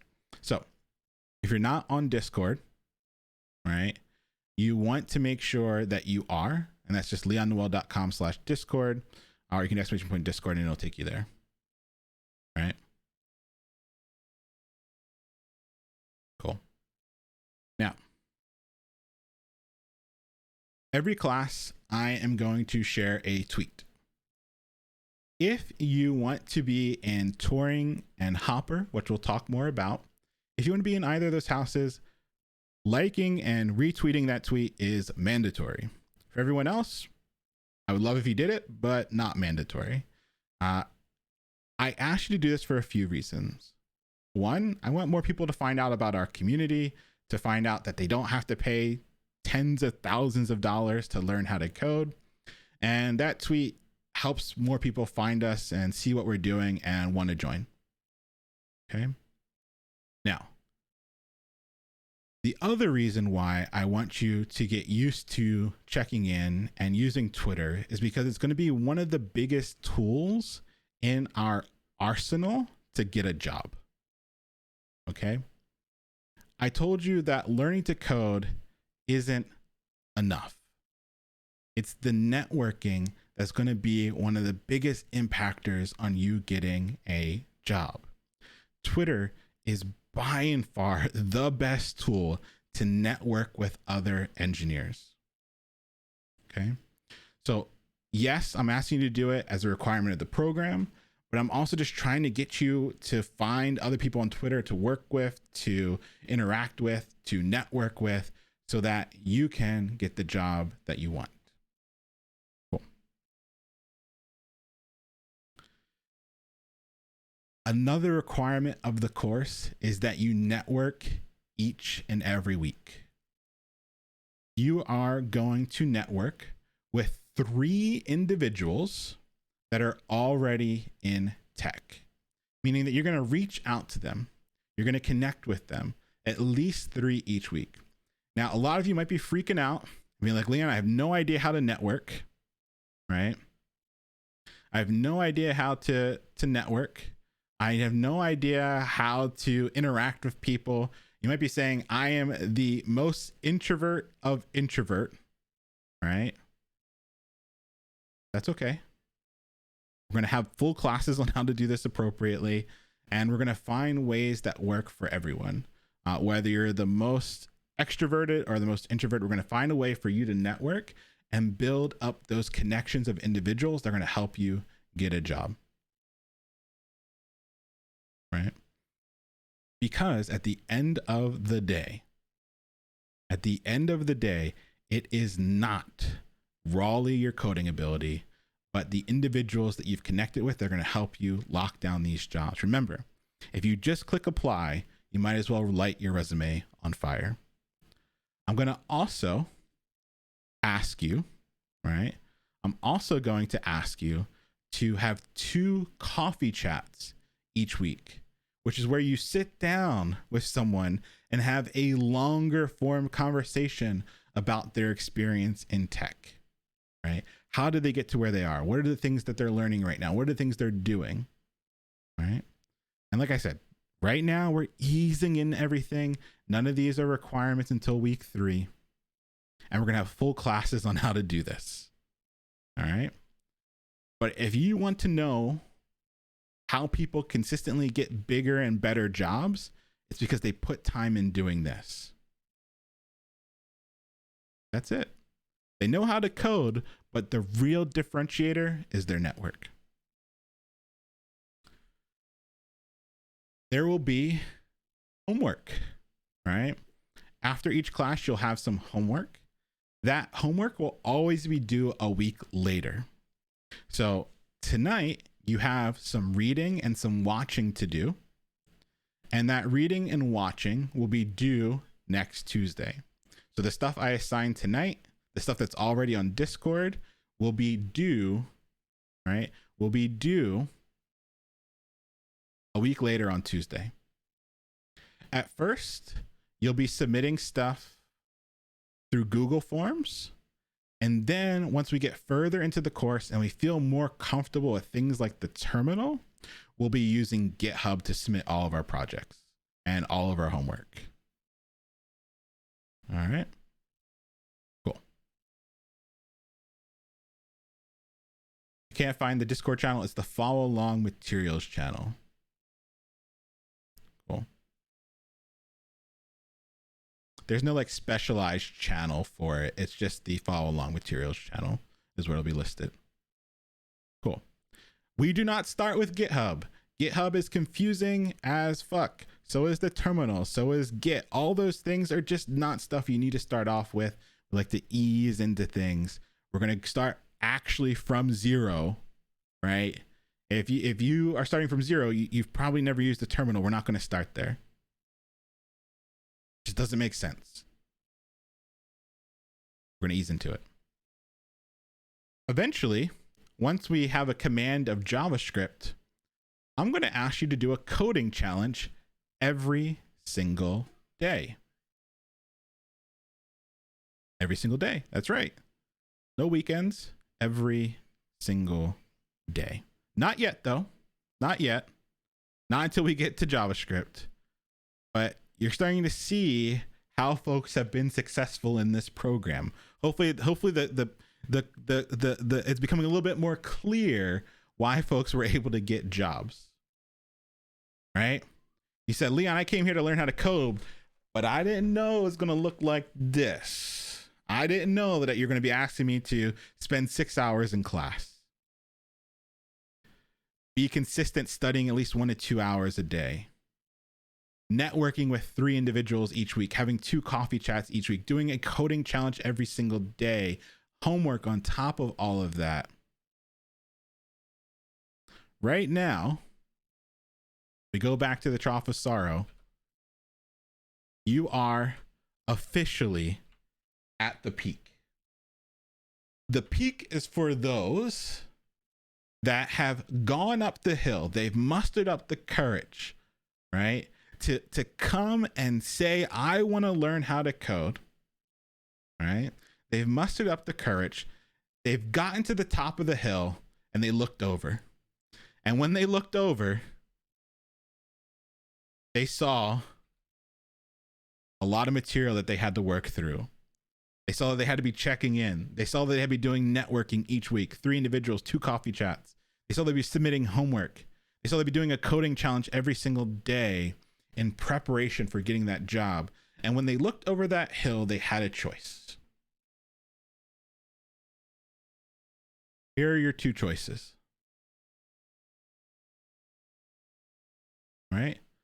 The first choice is you can go down that hill screaming, crying for your mama, or you can be Beyonce. That's my options for you right now. If you are here, you can go down this hill screaming and crying for your mama, or you can be Beyonce. Beyonce's having fun. They realize it's going to be a journey. There are going to be ups and downs, and they're all equally exhilarating.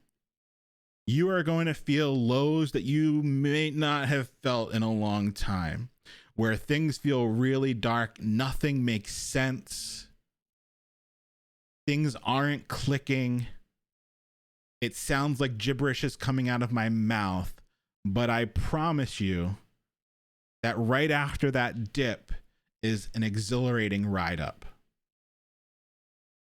And so you're going to give me 30 weeks. And some of you are going to go through these 30 weeks screaming and crying for your mama. That's okay. I ain't here to judge. And some of you are going to go through this like Beyonce. You're going to have fun. You're going to enjoy the process. You're going to make lots of friends. And you're going to give your all each and every day, knowing, because you've managed your frustration, that I may not know it today, I might not have known it yesterday, but I'm going to get it tomorrow. Be Beyonce. Oh no. I gotta fix. I always hit the end and then that happens. All right. So we've chosen to be Beyonce, hopefully. A big question that I keep seeing come up in chat and people ask me a lot is, Leon, is there a syllabus? No, there's no syllabus. We are learning full stack JavaScript. You will learn HTML, CSS, JavaScript, Node, React, and MongoDB. Now, you're like, Leon, why no syllabus? Why are you not giving me the full outline of the course? I'm going to tell you why. Because if I give you the full outline of the course, a couple of things happen. One, there's some research that came out of Harvard that shows that people drop at the chapter end. So basically, once the chapter is over, that gives you permission to stop. I don't want that to happen to you. The other reason why is because a lot of you don't know it yet, but you're code weenies. I'm a code weenie too. It's okay. What that means is, if I gave you the full syllabus, you're going to charge ahead. You're going to do every single thing that's on that list. You're going to be putting in 10-hour days, and a month from now, you're burnt out and we never hear from you again. So to save you from yourself, there's no syllabus. If you're like, Leon, I hate that. That's the dumbest thing I've ever heard. Fine. All my stuff is on YouTube. Bye. Trust the process. I've been doing this for 10 years, helped hundreds of folks get jobs, taught thousands of people to code. It'd be really silly for me to put 1,000 hours into a course and not do something that takes me 10 minutes. There's a reason behind it. Cool. All right. If you are joining, you are agreeing to our rules. We've built a phenomenal community. We've helped dozens of folks get jobs. And I'm proudest that folks can get help when they need it, and the folks that give their all to this community. And so I am protective of this community. Folks that are wild in chat, I see you. I'm coming for you. You're going to be banned. I'm going to go through this chat with a fine-tooth comb, and I'm banning all y'all. And I'm going to love every second of it. Right? So, if you want to join this community, you're agreeing to our rules. When you join our Discord, you agree to some rules. I'm going to read them again because I want you to be very clear what these rules are.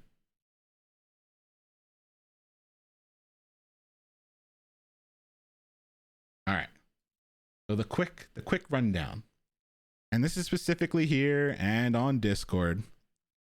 No non-safe for work stuff, especially on the Discord. We're here to learn how to code.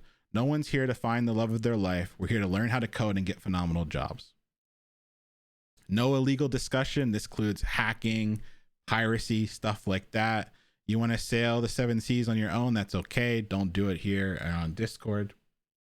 No ban evading. If you switch your IP, stuff like that, we're going to find it anyway. You're just making more work for us, but we're going to ban you anyway.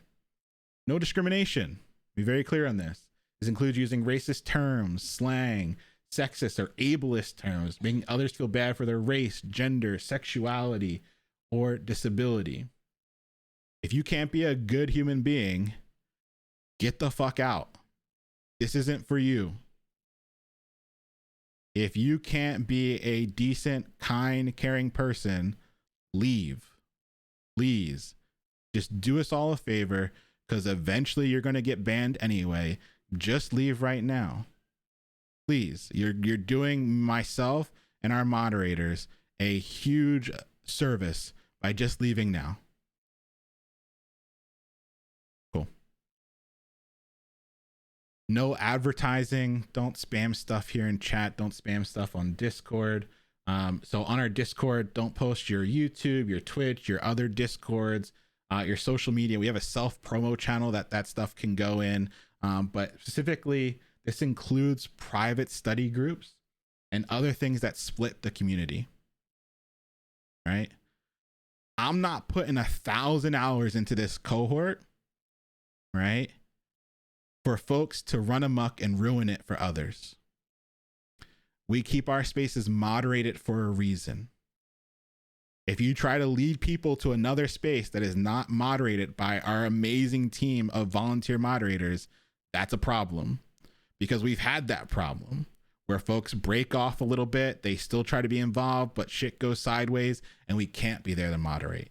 So if you're sharing other communities on our Discord, you're sharing other private study groups, it's just a ban. We want to make sure that the community stays together, that we're able to protect everyone, that we're able to create a safe learning environment, and we can't do that. Cool. Don't ignore your warnings or mutes. We're nice people. We're going to warn you. We're probably going to kick you if you do something weird, but we're going to tell you why. And then one thing that I really want you to take to heart, right? There's some other stuff here. No abuse, no toxic behavior, no spam. But there's one thing I want you to really live by if you're going to be a part of this community. Please, before you type anything or say anything in our Discord voice channels, ask yourself one very important thing. Is that the nicest, kindest thing, right, that you could type in that moment, that you can say in that moment? Let me say it again. Let me get big here real quick. Before you type anything on Discord, before you type anything in this chat, is that the nicest, kindest thing that you could say in that moment? If it is not, don't say it or get the fuck out. I don't understand why this is such a hard problem for a lot of people, but it is. Some of you are in this right here with us right now, and this will be the hardest thing you've ever done in your life. But if you want to be a part of this community, that's the cost. Before you type anything, before you say anything in our voice channels, is that the kindest, most helpful thing that you could do in that moment? If it is not, don't do it. And if you do it, bye-bye. We didn't bust our asses over the past year to build a wonderful community for that not to continue.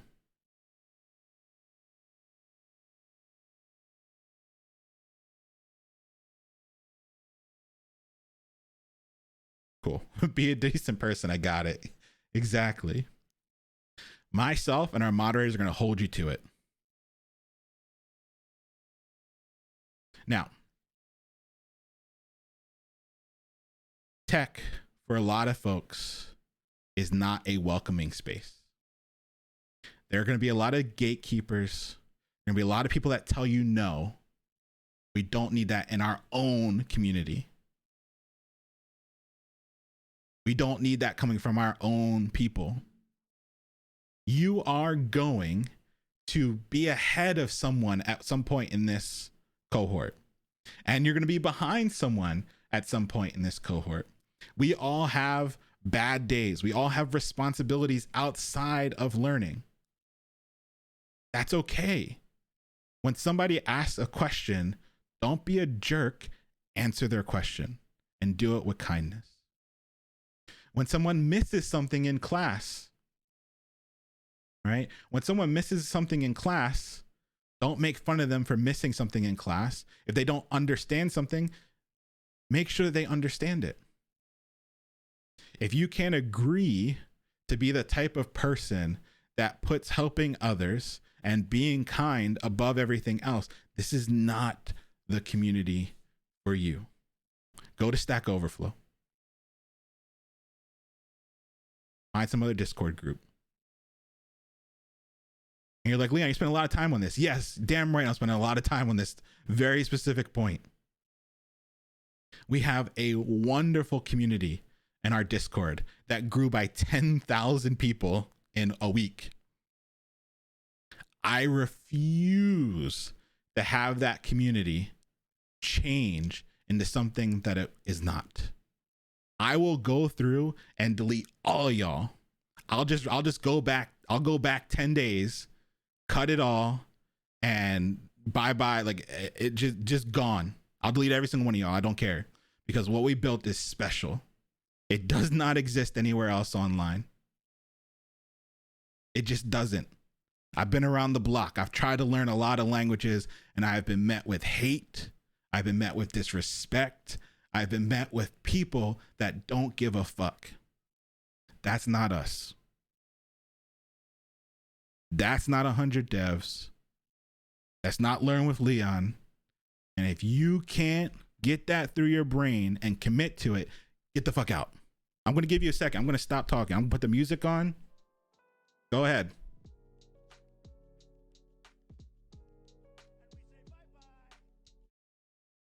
Go, please.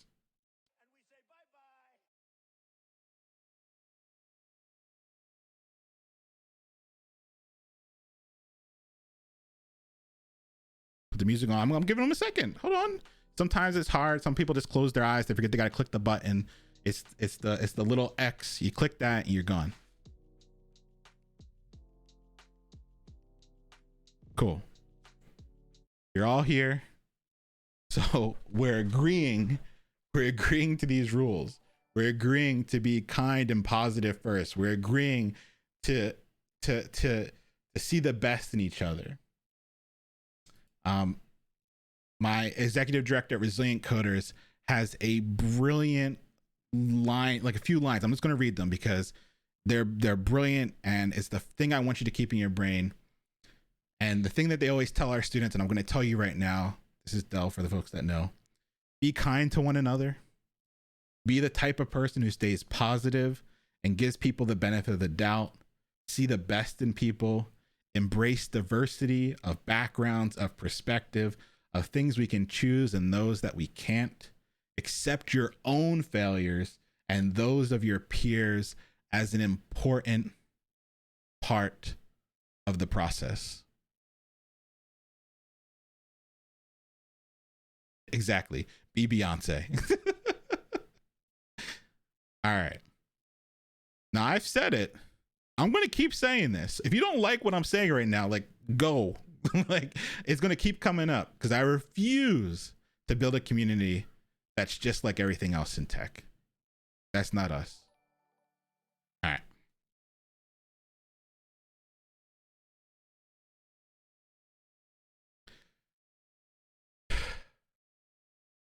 We've laid the groundwork here. We've laid the groundwork here. Let's get into learning how to learn. Now, a lot of folks don't make it through that trough of sorrow, not through any fault of their own. They don't make it through the trough of sorrow because they might not have ever really learned how to learn. You're already putting the whys in chat, right? They might not have actually ever really learned how to learn. The things we're about to talk about are just absolutely criminal to me that they are not taught in every school, every university. These things are the things that are going to help you get through these next 30 weeks. And so just real quick to lay some groundwork here. You're already doing it. This is hilarious. Have you ever reread a chapter multiple times while you're trying to learn something?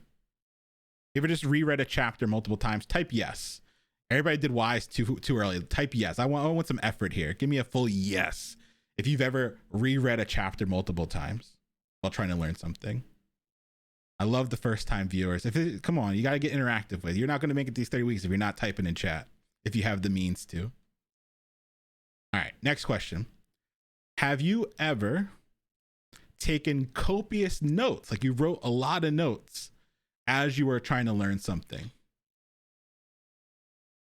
Give me a yes in chat. Have you been taking notes tonight? Put a yes in chat. We haven't really gotten to any content yet. Have you taken some notes? Have you ever highlighted? Like you wrote all those notes and you spent a lot of time like highlighting and going through them, highlighting them. Can't tell you how many highlighters I went through. All right. Let me blow your mind here for a second. All of those things, rereading, taking notes, and highlighting, they do nothing to help you learn. Like, Liam, that's what I've always done. I've always taken lots of notes and highlighted my ass off and reread a bazillion times. Doesn't work. It wasn't you. 7th grade English class, it wasn't you. You just didn't know how to study. You're like, wait a minute, excuse me. Yes, they don't work. I'm about to tell you why they don't work, and I'm going to show you what does work. Okay?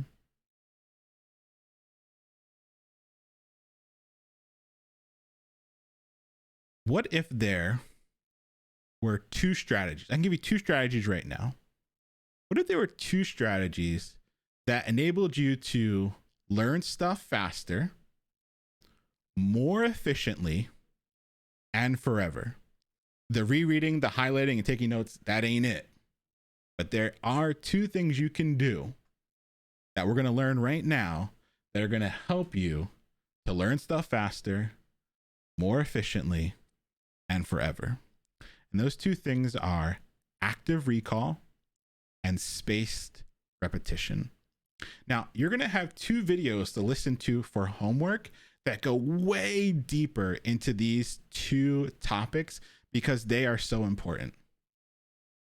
Literally, when I teach, this is the first thing. I don't care what topic I am teaching. I don't care where I'm teaching at.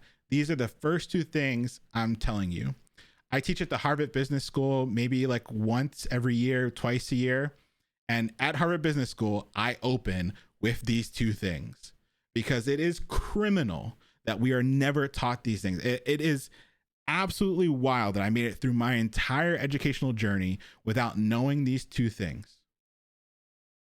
All right. Active recall. Here's a chart.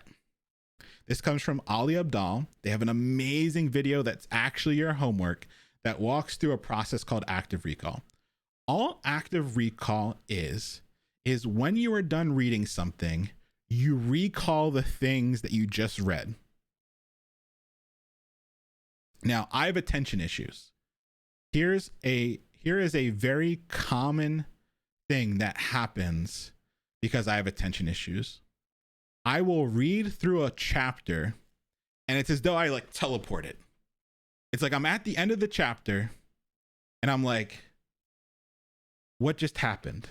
Because for the past 5 minutes, I've been flipping pages. I've definitely, my eyes have been moving, but I have no idea what I just read. Right? It took me until like 10 years ago, like adulthood, to know that like other people did that. And it's because we never were taught actually how to read appropriately when it comes to studying. So if your mind's blown, let me tell you what helps. Actively recalling. When you get to the end of a paragraph, stop and recall to yourself what you just learned. If you have attention issues, you're going to be stopping more frequently in the beginning. If you don't, some folks can get to the end of like a page, or some folks can even get to the end of the chapter. But the idea is when you're done learning something new, you talk to yourself, say it out loud, the things you just learned. You all saw Bob during the break. Me and Bob have whole ass conversations, right? Where I am telling them all about the stuff I'm learning, all about the weird things that are going on in my code. And if Bob has his headphones on, as he does right now, I talk to my duck. It's chroma keyed out, so you can't really see it, but I have a duck that I talk to. Bob was the mannequin that was sitting on my chair when I left. I talked to my duck. Some days me and Bob are on the outs, and I talk to my duck. When I am learning something new, I stop every like chunk of text, like every paragraph of text, I stop and I say to my duck what I just learned. And at the end, I recall everything I learned in that chapter. And here's why. There was a study that was done where they gave a group of students, 4 different groups of students, one chapter of, I think it was like a biology textbook. I forget. Ali Abdul will bring it up in the video. One chapter, let's say, of a biology textbook to read. One group read it once. So here is the group that read the chapter once. Here's the group that read the chapter 4 times. 4 times. Here is the group that read it and then did like a spider map. Like they did some other things that like got them like actively into learning. And then here is the group that read it once and recalled the things that they just learned. Now, let's say this one more time. Let me just bring this down a little bit here. This group read it 4 times. They read the chapter 4 times. This group read it once and did fucking better.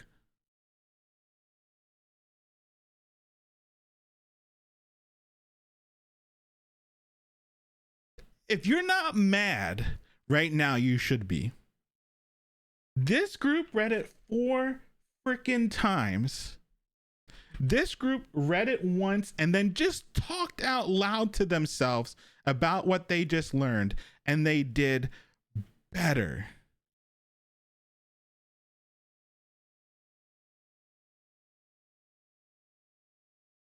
I don't know which one of my teachers want to step up, but somebody's catching hands. How can there be a way? How can there be a way where you do a 1/4 of the work, but do better?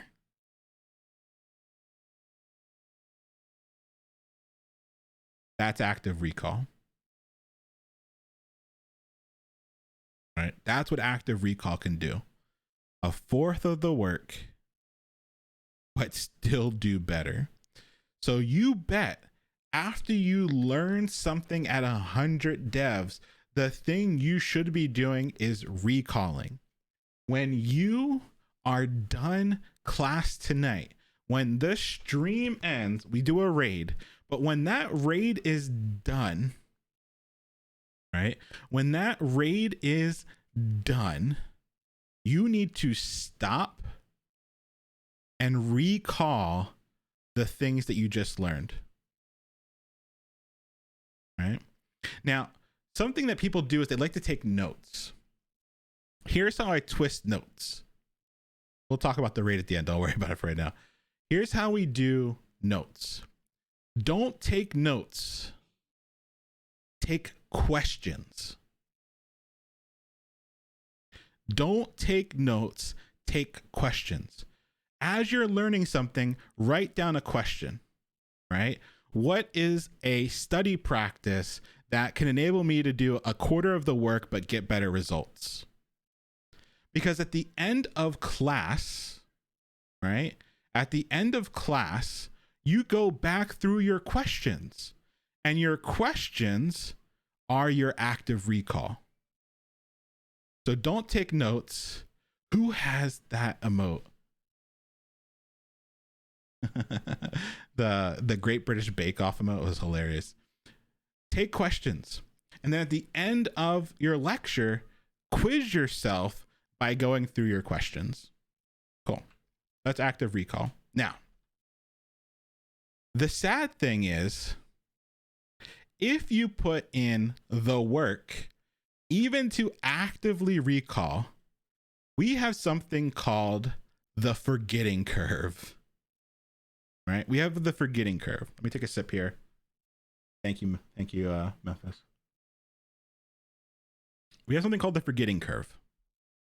Now, this was a study of one, so it's like not the best research, but it is something that's been repeated, and you can actually see it within yourself as well. What this person did is every day they would memorize a 3-digit, like a 3-letter combo, like just three letters. And then they would quiz themselves, right? They would quiz themselves 20 minutes after, an hour after, and all the way down to 31 days after. And what they found is that 3-letter combination, within 20 minutes, there was like a 40% chance that they forgot it. Let's say that again. With just in 20 minutes, there was like a 40% chance that whoop, in one ear, out the other. So, if you are trying to learn how to code, guess what? Software engineering is a cumulative career, meaning that you have to remember the stuff that you've done in the past so you can build upon it and build up your knowledge over time. Even if you put in all the work, you do all your active recall, by the end of 31 days, there's like an 80% chance, exactly, poof, gone.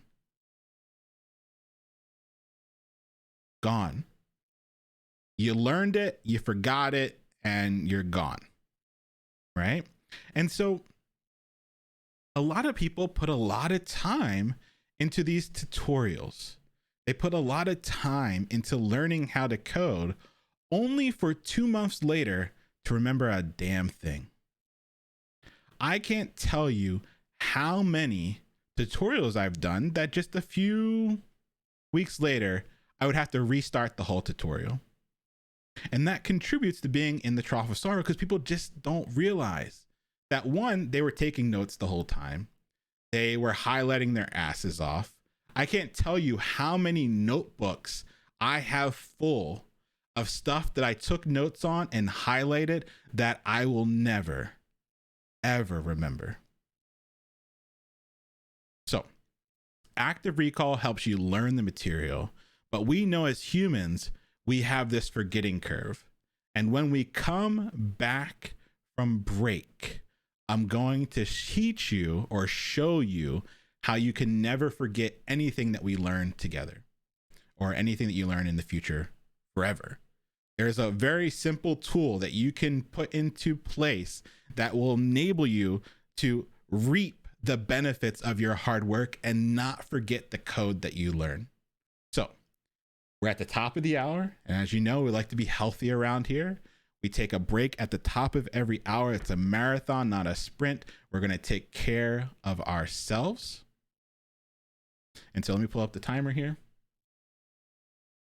Please, if you are able, get up, get away from your chair, walk around if you're able, grab some water, hydrate, do some light stretching, let your eyes focus on something, right? Let your eyes focus on something that's not your screen,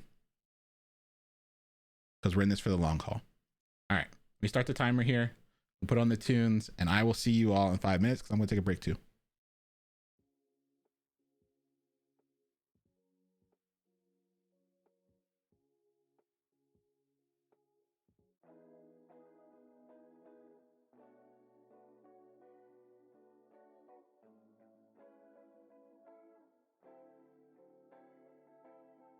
I'll give you Bob so you're not lonely.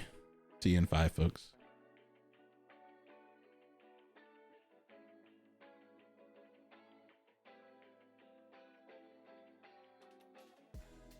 We don't get got, we go get.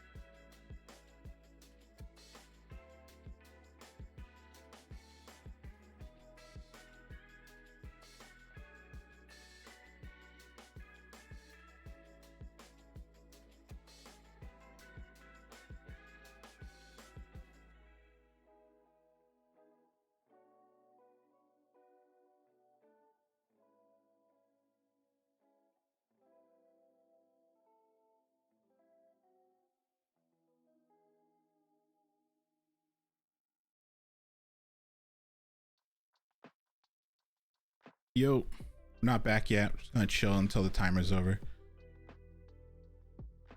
What are mini Leons for? You can use your channel points to unlock a bunch of stuff, from like silly stuff that happens during stream, or eventually like getting resume reviews and stuff like that. Was that a Man U scarf? Yup. Probo, thank you for the hydration. Cheers to you. Bruh. What's my favorite Pokemon typing? Grass, because I like Bulbasaur. I don't know. It's not the competitive answer, but it's still my favorite. Leech Seed, all the fun stuff that comes along with it.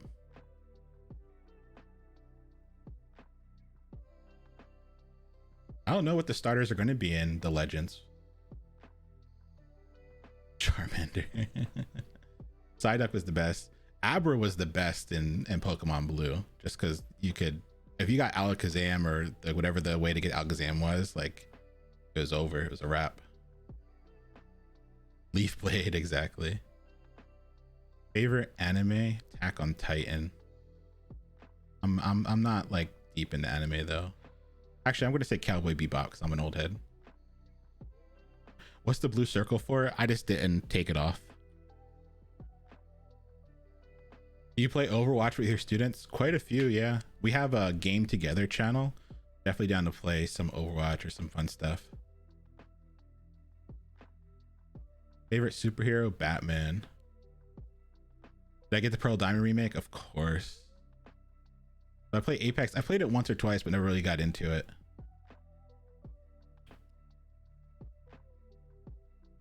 Favorite video game? Definitely Pokemon. I like Pokemon X and Y. I think I'm a little weird in that regards, but that was the only gen where you really felt like you were like a real trainer, because you could go from like meeting someone in game to them being on your like friends list with video, like with, sorry, not video, with voice chat. So like really felt like you were actually a Pokemon trainer that could play with folks from anywhere around the world. And then they got scared of voice chat in Pokemon games, probably for good reason, and got rid of it.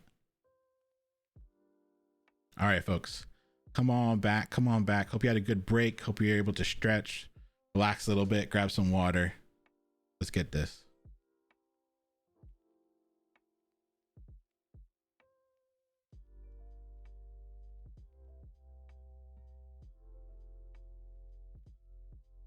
All right. So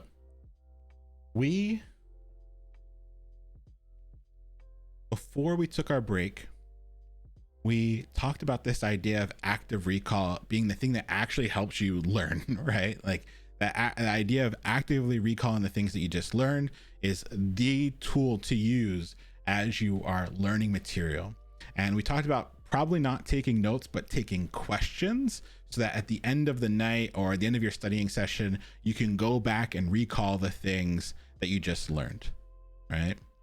Now, the forgetting curve is the devil at play here, because even if you do your active recall, let me chill the music here. Even if you do your active recall, there's a good chance that you forget the material, right?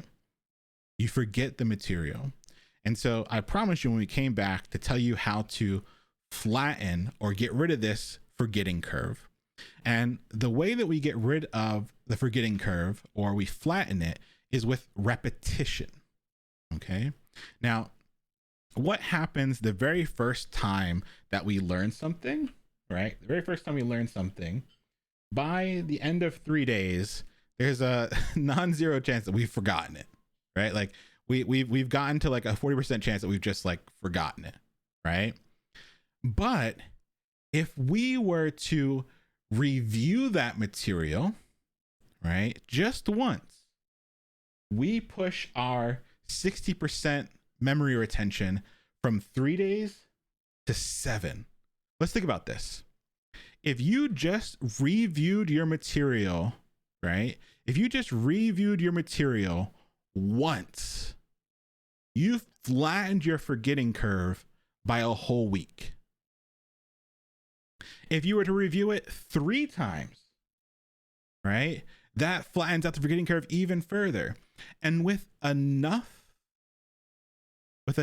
repetition, pick one. Hey, what's going on? Thank you. With enough repetition, that forgetting curve becomes flat, and we just don't forget stuff. We just don't forget stuff, right? And so if you're going to come here and you're going to put in all the work, you're going to put in all the hours, right? Feel the rock song coming on, right? If you're going to put in the work, you're going to put in the hours, you're going to put in all this time to learn stuff, you owe it to yourself to do the strategy that's going to make sure you don't forget it. Briefcase said, well, what constitutes reviewing? We're going to use a tool called spaced repetition. I got you. What spaced repetition means is that we are going to space out our repetition. What that means is we're going to see the same material over and over again, right? The same things that we learned, we're going to make sure we see them in some formulaic, algorithmic way. We're going to see them over and over again.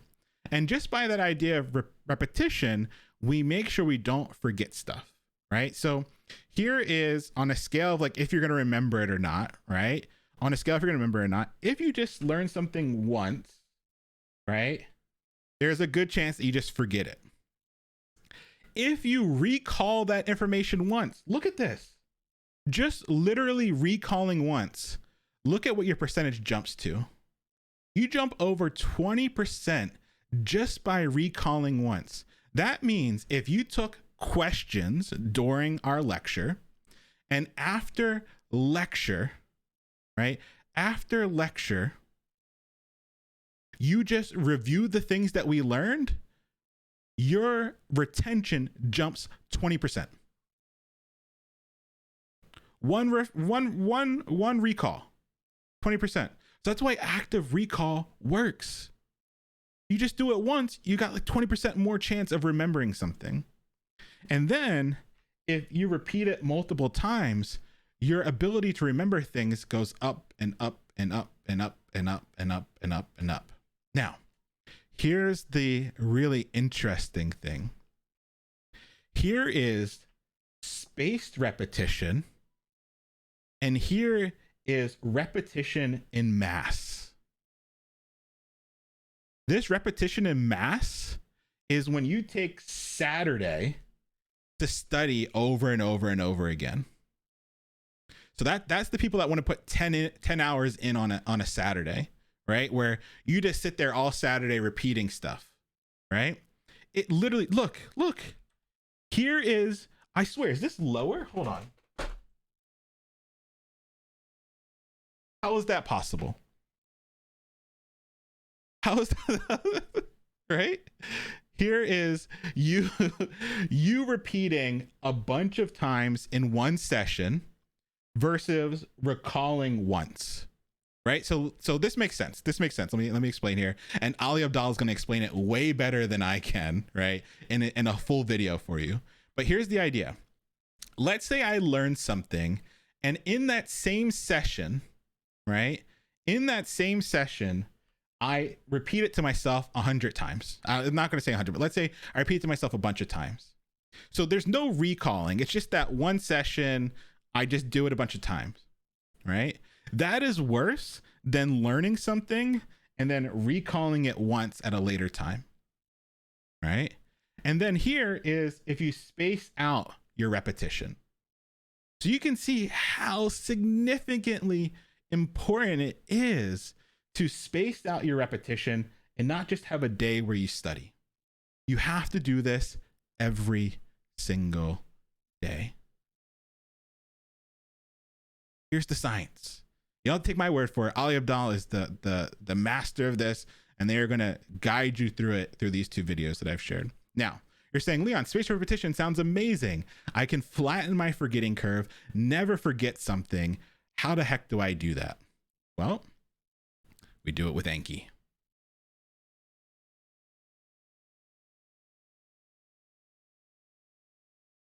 Anki is a free tool.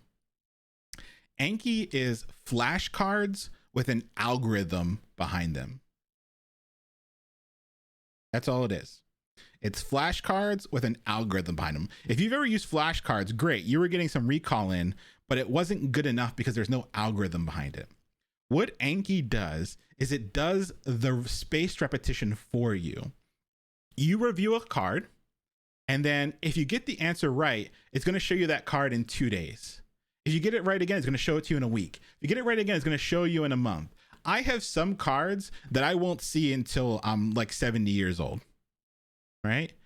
Because once you review the material enough, your forgetting curve is flat. You just won't forget that stuff anymore. Right? So we're going to use Anki. Anki is completely free.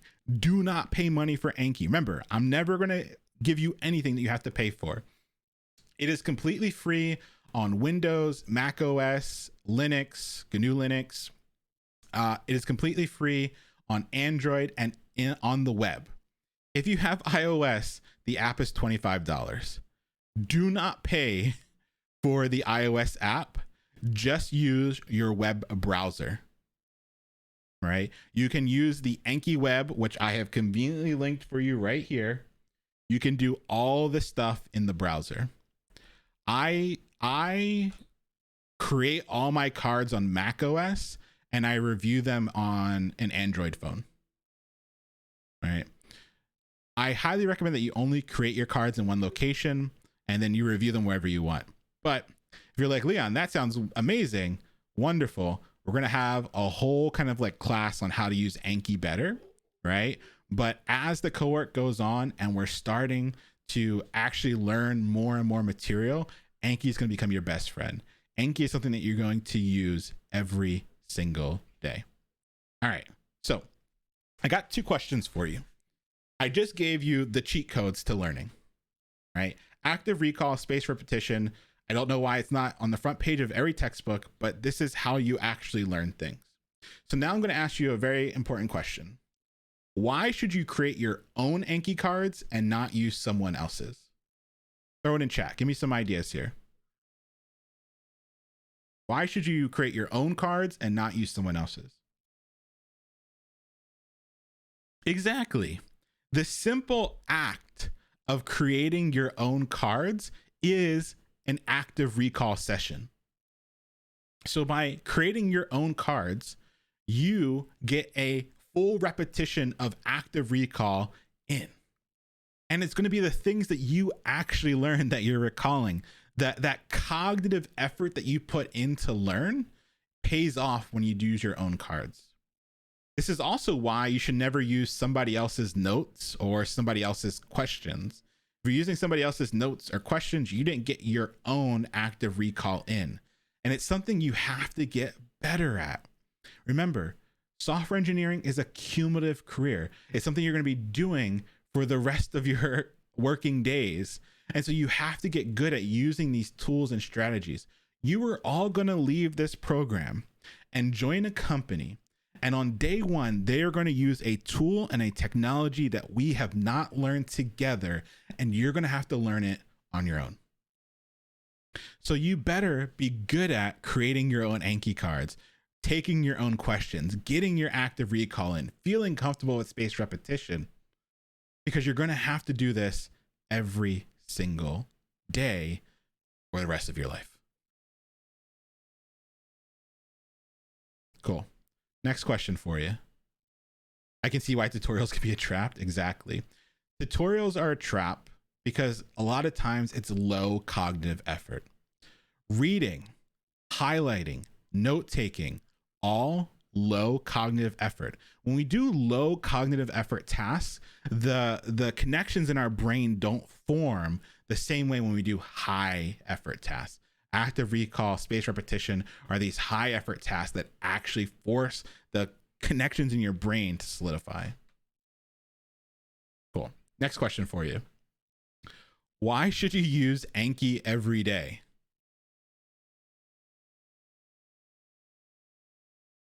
High effort, exactly. It's spaced repetition every day, right? It's spaced repetition and exactly consistency, right? We said the 3 things that I noticed in my students that were successful, where they managed their frustration, they were consistent, right? They were consistent and they took care of themselves. Well, using Anki every day builds that consistency. It makes sure your forgetting curve is flattened. It makes sure you don't forget the things that you did. It's high cognitive effort. You're forming those connections in your brain. And it works. It just works. So if you're here and you're saying to yourself, Leon, I was never successful at learning how to code before, but you didn't use active recall and you didn't use spaced repetition, that's why. The folks that do active recall and spaced repetition and take care of themselves, they learn how to code. A lot of people say, Leon, I was never successful in school because you didn't know how to learn. They don't teach this shit. I wasn't good at math because you didn't know how to learn. Now you do. You're going to put it into practice. And I guarantee you, if you've ever said those things to yourself before, things change once you start putting these 2 things into practice.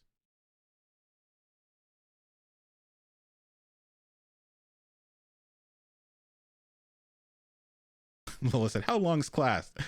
3 hours. We always go 3 hours. Get your refunds, folks. If you went to university and they didn't teach this, right? Now, the fun stuff is that there are some other tools and techniques that are going to be really helpful as well. These are the big ones. Like if you just do these two, you're good. Life changed. You'll learn and not forget stuff. Heck, you could be like, Leon, I hate you. Your voice sounds annoying. I'm going to leave. That's okay. Make sure you do these two things with your next tutorial because you're going to actually learn more.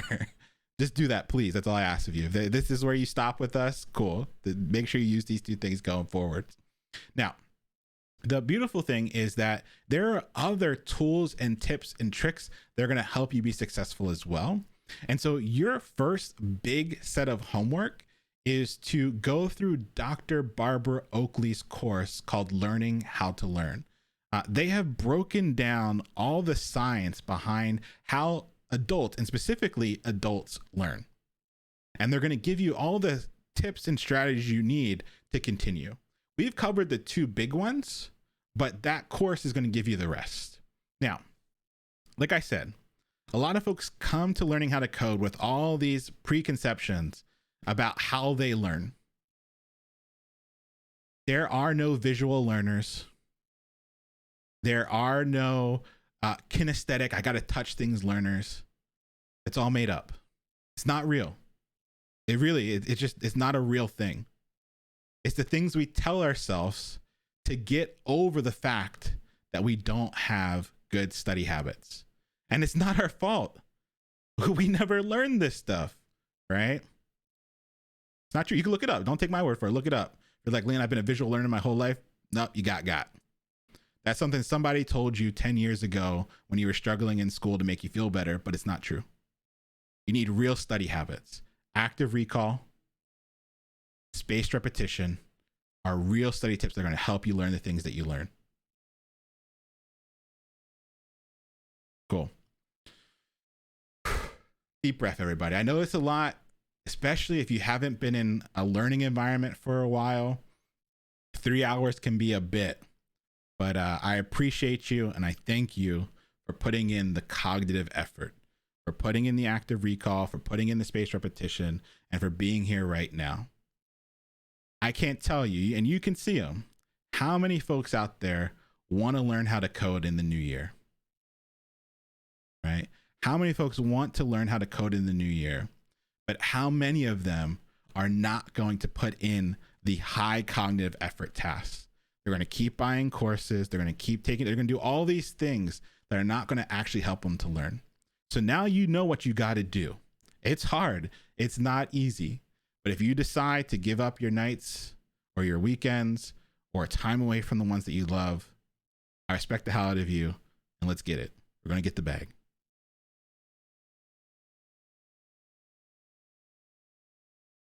All right.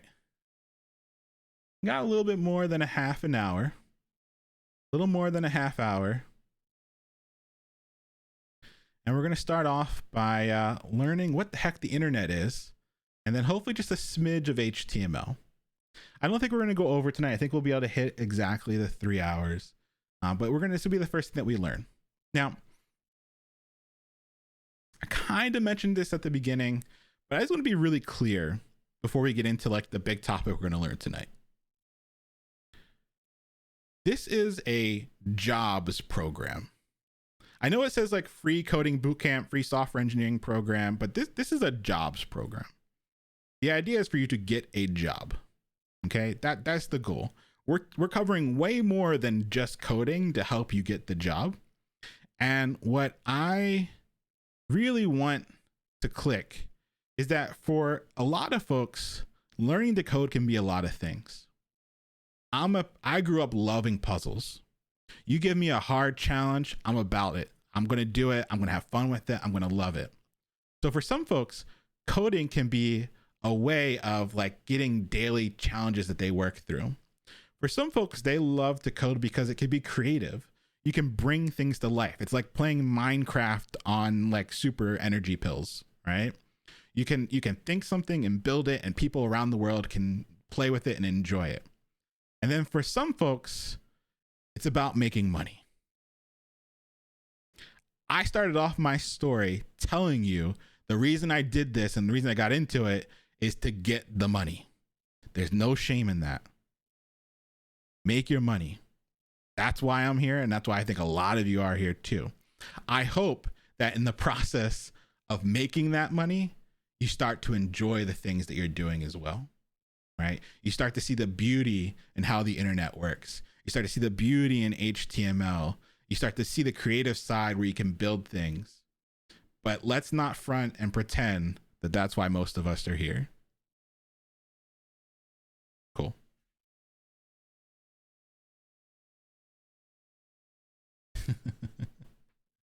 I'm a bag chaser. Me too. All right.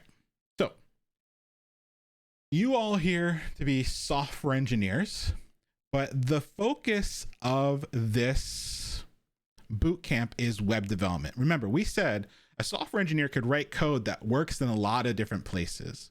The code that we're going to write works in the browser, like Chrome, Firefox, Safari, the things that you would normally use to like access websites and web applications. That's what we're here to learn how to build. We will be software engineers. We're going to have software engineering fundamentals. We're going to know our data structures, our algorithms. We're going to know our tooling and support. We're going to know a little bit of math behind all that stuff. And our focus, our specialty will be full stack web development. So a lot of you signed up for becoming full stack web developers without maybe knowing what a full stack web developer really does. We're going to solve that today. That's what we're going to get into. Now, before we jump into it, what the heck is the web or the internet? Let's separate the web from the internet. There's actually two different things. What's the internet? You're all here to become web developers, to build things that exist on top of the internet. What the heck is the internet? And participation in this class, you can say whatever the heck you want. You could say Beyonce's network. Yes, you could say Beyonce's network, and that counts. You could say cats, that counts. Cat videos, that counts. I want every single person that's still awake, that's still here, to throw into chat what the heck they think the internet is. I want to see a bunch of like first time typers. This is your chance. Wires. I love wires. Networking computers. I love it. An addiction. Yes. Community. Yes. Memes. Yes. The Matrix. Yes. Come on, give it to me. Information. Yes. Man, I can tell a lot of people watched like early 2000s NBC, the information superhighway. All right. I see a lot of people saying a wire. It means that you probably snuck ahead and watched my video. But yeah, we're going to start off with that idea of a wire. So let me go to a whiteboard here. Let's start off with an idea of a wire. Now, on this wire, we're going to have two different kinds of computers. We're going to have client-side devices, and we're going to have servers. Cool. So we're going to have a wire, and we're going to have two different kinds of computers on this wire. Now, client-side devices are the computers that we use to consume things that go across the internet. So client-side devices might be like your phone, your laptop, a tablet, a desktop. Whatever you're using to consume that content is your client-side device. Whatever you're using to watch me right now, that's a client-side device. Fold said, "What's with all the nuns?" All right, I'll explain what the nuns are. The nuns are an emote that you get on this channel. You can get emotes from subbing or from just using your channel points, because you never need anything. You never need to sub for anything. Like, it just doesn't do anything. But the nuns are an emote that we have because, well, my mom was the best. My mom always found free stuff for me to do all the time. And it didn't matter what it was. If there was a raffle, if there was something, we got it. All right. And so I remember I got to go to Six Flags. I got to ride, I think it was called the Medusa, like 8 times in a row, 2 hours before the Six Flags opened up, because my mom filled out a form at Wendy's and we won. Well, my mom found out that there was a free art class every Saturday morning run by nuns. And so every Saturday, guess where I got dropped off? to hang out with the nuns and learn how to draw. So my drawing, as you can see, is not that great. So you can't blame me. You got to blame the nuns. Go to Philly, find you some nuns and say, why can't Leon draw better? Not me, it's them. So that's where the nuns come from. All right. We got two different kinds of devices. Jason Derulo. I love that name. Jason Derulo, thank you for the 5 gifted subs. We have two different kinds of devices on this wire. That is the internet. Client-side devices that we use to consume, and then other types of computers out there on this wire called a server. Now, take a wild guess as to why we call this computer a server. Why do we call it a server? What do you think that computer does on the internet? It serves, exactly. It's called a server because it serves. And what it does is it serves up different kinds of content. A server will serve up a bunch of different things. HTML, CSS, JavaScript. These are all languages that we're going to learn together. But when we are on our client-side device, we can make requests. Those requests leave our client-side devices and find themselves all the way at a server.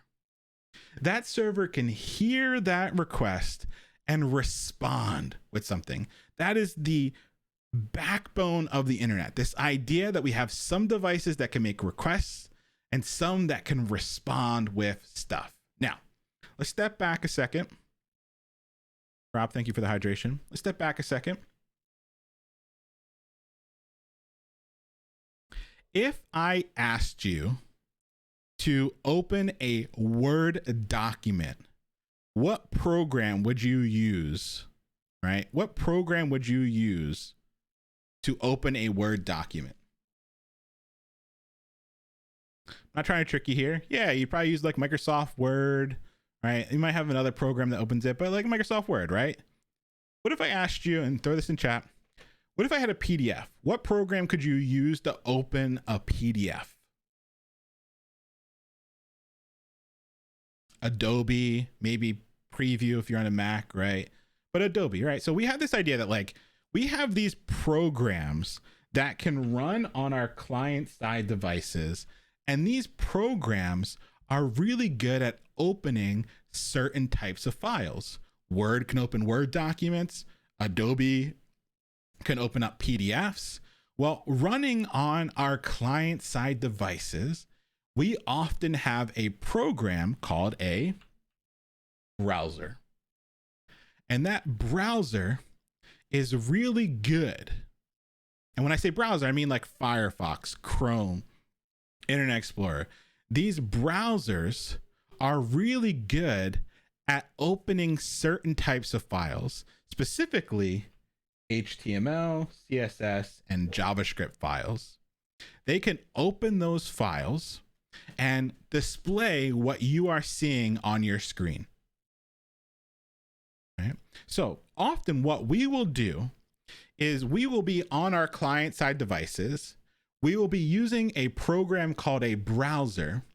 And from this browser, we are able to make requests to a server. That server is just another computer out there on the internet that can hear that request and has some code that tells it what to do, right? I like to think of this as like a restaurant, right? The client side is like you sitting at your table, and the back end or the server is like the kitchen.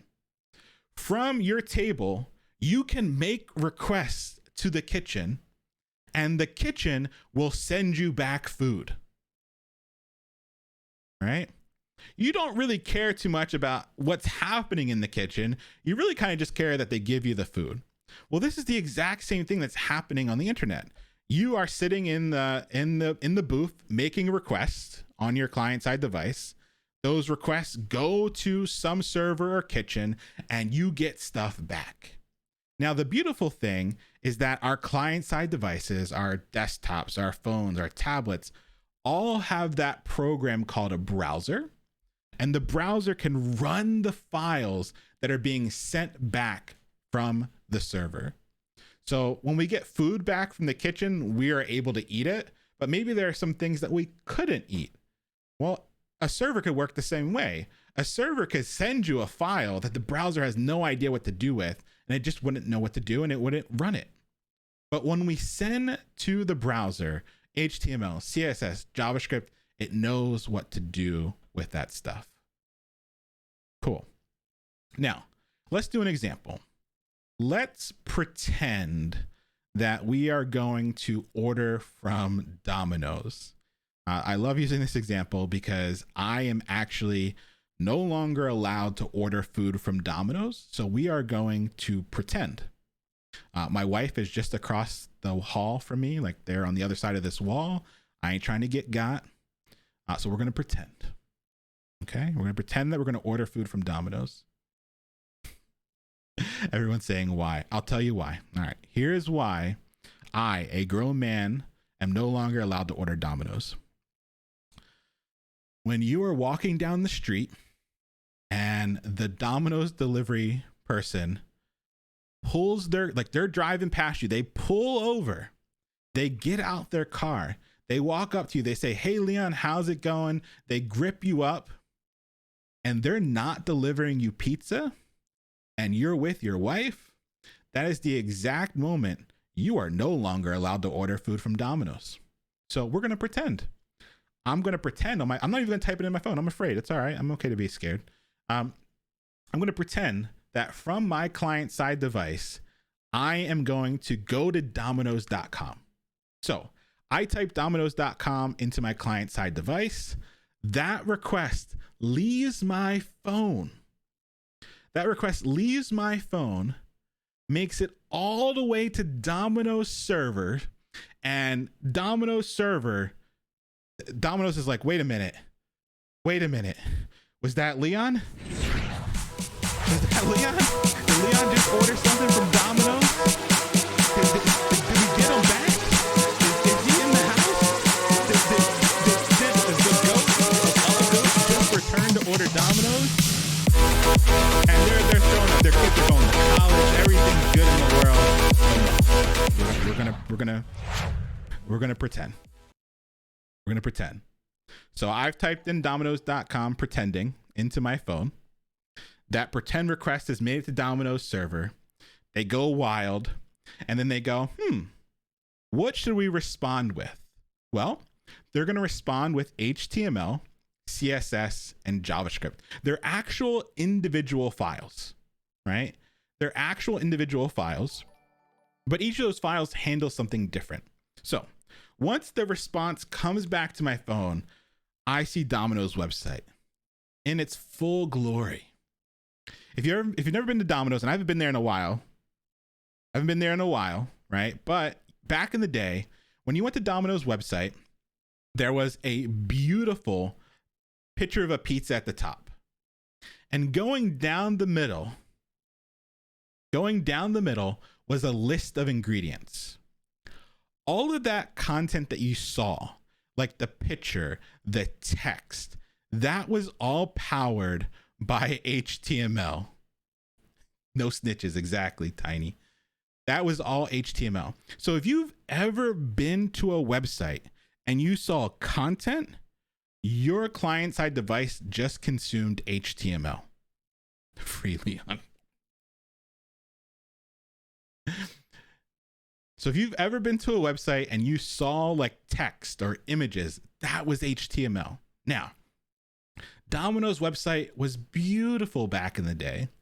The ham was pink, the pineapple was yellow, the peppers were green, the ingredients were like centered. So like that color, that positioning, that style, that was all powered by CSS.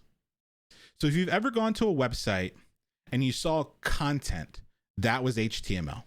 If you've ever been to a website and it didn't look like a hot dumpster fire, that was CSS. And then the coup de grace, the the the end of all websites was that on Domino's website, you could drag the ingredients onto the pizza.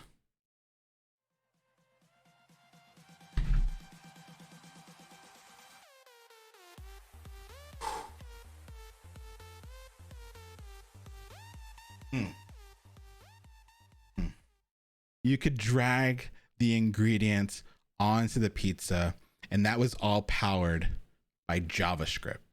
So if you ever went to a website and you saw content that was HTML, if it ever looked good and not like a hot dumpster fire, that was CSS. And if you could ever do things like drag and drop, interact, that was all JavaScript. Now, that's all stuff that's happening on our client side. But somebody, honestly, that was hilarious. But that's all happening on the client side. Like, we're seeing all that stuff on our device. But there's a lot of stuff that has to happen on that server. On that server, there's a lot of things that have to happen, right? They got to be able to process our credit card. They got to be able to look up my 2,000 orders, right? They got to be able to store the new orders into a database, right? Keeping track of all the orders that somebody's ever made. So there's a lot of stuff that has to happen on the server that's set up so that we can handle the requests that are coming in, right? When I make that request to Domino's, the server needs to process my credit card. It needs to send my order to the local Domino's. It needs to store my order in a database. All this stuff that we never see is happening server side, right? So you are all here to become full stack web developers. What that really means is that you will be able to write code that runs on the client side, like the HTML, the CSS, the JavaScript, and you will be able to write code that runs on the server, things that enable you to process credit cards, store stuff to a database, hear those requests for pizzas coming in, right? And we actually have words for that. Folks that just focus on what the user sees, right, are client-side developers or front-end developers. Folks that focus on just the server side are called back-end developers. And individuals that do both the front end and the back end, we call them full stack developers. Now, a lot of people come to me saying, Leon, I just want to be a front-end developer, or Leon, I just want to be a back-end developer. If you've never built a full stack web application, you honestly don't know what you prefer yet. Some people think that like the front end might be more creative, or that the back end might be more mathy. No, it's not. They're very different things. But give yourself a chance. Don't close yourself off, because you might like one more than the other. But here's the thing. You got to know both, at least the basics. You can't be a front-end developer that doesn't know how the code you're writing interacts with the back end. That's how you lose your job, right? People feel like they're going to go into just the one specialty. No, you got to know the full stack, right? You got to know the full stack, and you're going to know the basics. And then once you know the basics, you've built a full project from scratch, then you make those decisions. Because every single one of you here will have built 100 hours project. A project that you put 100 hours into, where you've built the front end and the back end. And then you can stop and say, all right, well, maybe I like this or that, or maybe both. So come in with an open mind. All right. Now, I said that this whole thing is about sending requests and getting responses. From our client side device, we made a request for Domino's.com. That request found its way to the server, and then a response found its way back. And the way that this all works is that those requests are actually going across real wires. Let me show you those real wires. Here we go. You gotta look behind my drawings. Here are the wires. Here are the transatlantic internet cables. There are these big ass wires that go across the ocean that enable our requests to move around the world. Inside each of these big wires, I've been told is that there are 8 fiber wires in each one. And each one of those fiber wires can transmit up to 53 terabytes per second. Now, I've never downloaded an illegal Blu-ray rip. Like, who does that, right? But if you had, you would know that like a good quality Blu-ray, around 3 gigabytes. So we're talking about the entire Blu-ray collection going across just one of those wires per second. There's 8 of them in this tube. And then look at all of these cables everywhere in the world, right? They're just everywhere. So that's how our requests are actually moving around the world. And the funny thing is, these requests only have 3 seconds to go from the client to the server and back. If it takes more than 3 seconds, people bounce. That's the professional term for this. It's called bounce rate. Like how many people just leave, right? Now, it seems simple at first, but there are a lot of things in between our requests from our phone or our computer all the way to Domino's server and back. Typically, if you're like on your laptop or your desktop, you are maybe connected on Wi-Fi, and the Wi-Fi is you're gonna make a request from your device. It's gonna go from your Wi-Fi to your router through your modem. And one of the first places, and give me some leeway with all this, like you could spend your whole career on just like one portion of this, right? And this is kind of an overview, so give me a little bit of leeway here. But one of the first places your request is going to go is an ISP. What's an ISP? Throw it in chat. What's an ISP? Anybody know?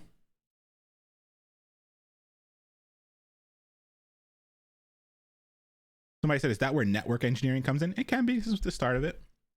Yeah, it's an internet service provider. These are the individuals that we pay money to connect us to those big old wires, right? Now, I'm not a fan of the ISPs. I'm really not. They charge a lot of money, but I kind of get why. Those big cables that I showed you, they're not really ran by like the big folks that we're thinking of, like Verizon, Comcast. Those are more like government, other really big service providers, maybe some of them, right? What Comcast and Verizon and all these other ISPs are really good at are what we call last mile. They're really good at connecting your house to those big pipes, right? And there was an article not too long ago about when Verizon came into Boston, they laid fiber. Maybe want to take a guess what the article said it cost them per block to lay fiber. What do you think it cost them per block? Take a guess. 5 million a block. 5 million a block. So I kind of get it. I don't like paying the money, but I kind of get why they charge so much. It's a lot to lay that last mile cable and connect us to those wires. Cool. Next step that our request will probably go through is something called a DNS. Anybody know what a DNS is?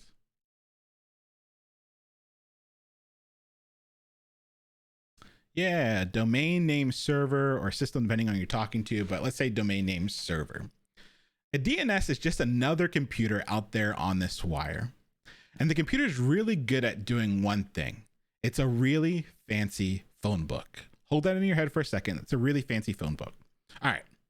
If I was throwing a party and I asked you to show up at my back porch, please don't show up at my back porch. Please don't do it. It's not an invitation. But if I was having a party and I wanted you to show up to my back porch, what could I do? What could I give you that would enable you to get to my back porch? A lot of people are saying an address.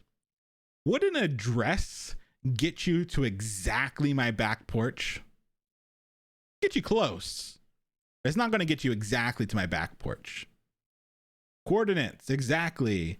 I could give you the GPS, the longitude and the latitude, right, to my back porch. And with that, you could get exactly there. The same thing's happening on the internet. We typed in dominoes.com. That wasn't enough to find that server. We needed something called an IP address. An IP address is kind of like the latitude and longitude to get you to that server. So remember, I said DNS was a fancy phone book. All that's really in that phone book is an address and the IP address, right? Because when I'm giving you the directions to my back porch, I could say go to 37.1114911912, comma, negative 42.1.141119. Like that's the coordinates to my back porch, right? Like I could give you those coordinates. Will you ever remember the coordinates to the back porch?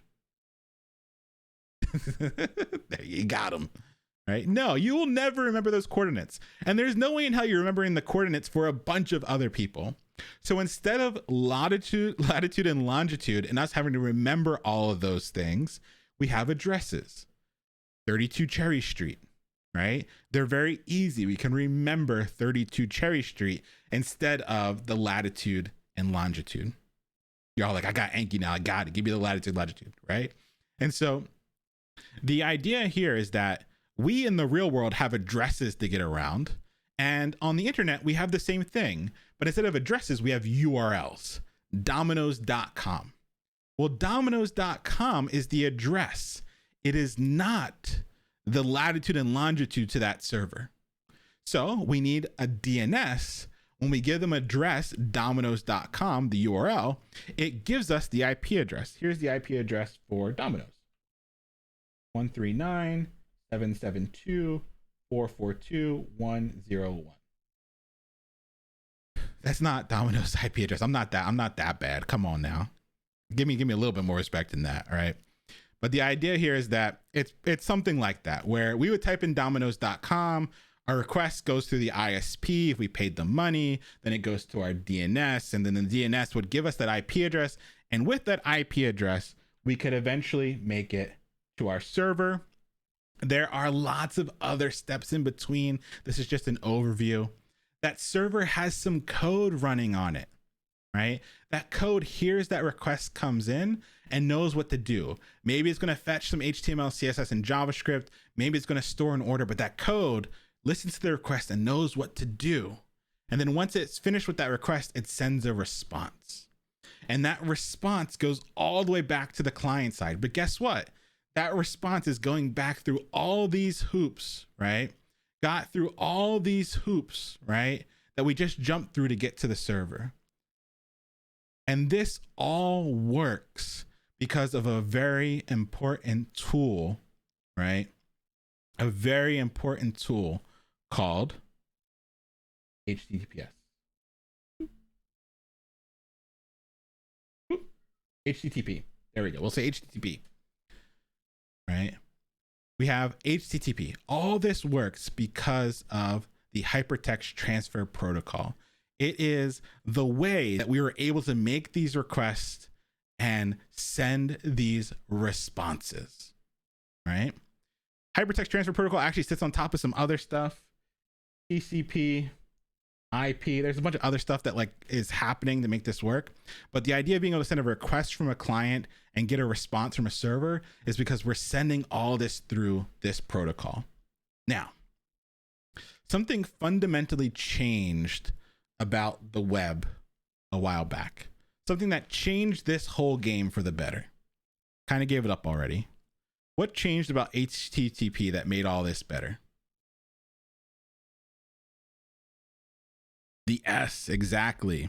We got HTTPS, or Hypertext Transfer Protocol Secured. What used to happen is every single request you made went through this entire chain, this entire network across all those cables, And every single person in between, the hundreds of people in between, they all got to see what you were requesting and the response you were getting back. Let that sink in for a second. Back in the day, not me, not my friends, not people I knew, but back in the day, people would go to Starbucks and they would run a program called Firesheep.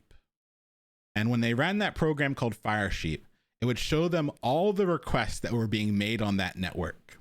So you could see all the sites they were signing into, all of their passwords, all that stuff before we had the S. Once we got the S, things got encrypted.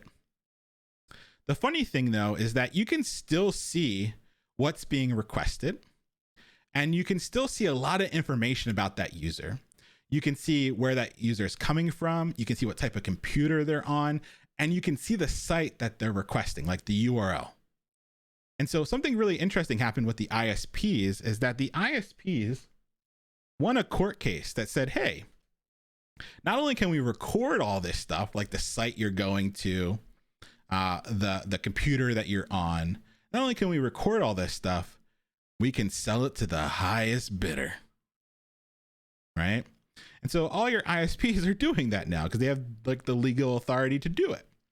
All right. So all the requests that you're making are going through this entire network and everyone can see them. Cool. Now, who uses an incognito browser?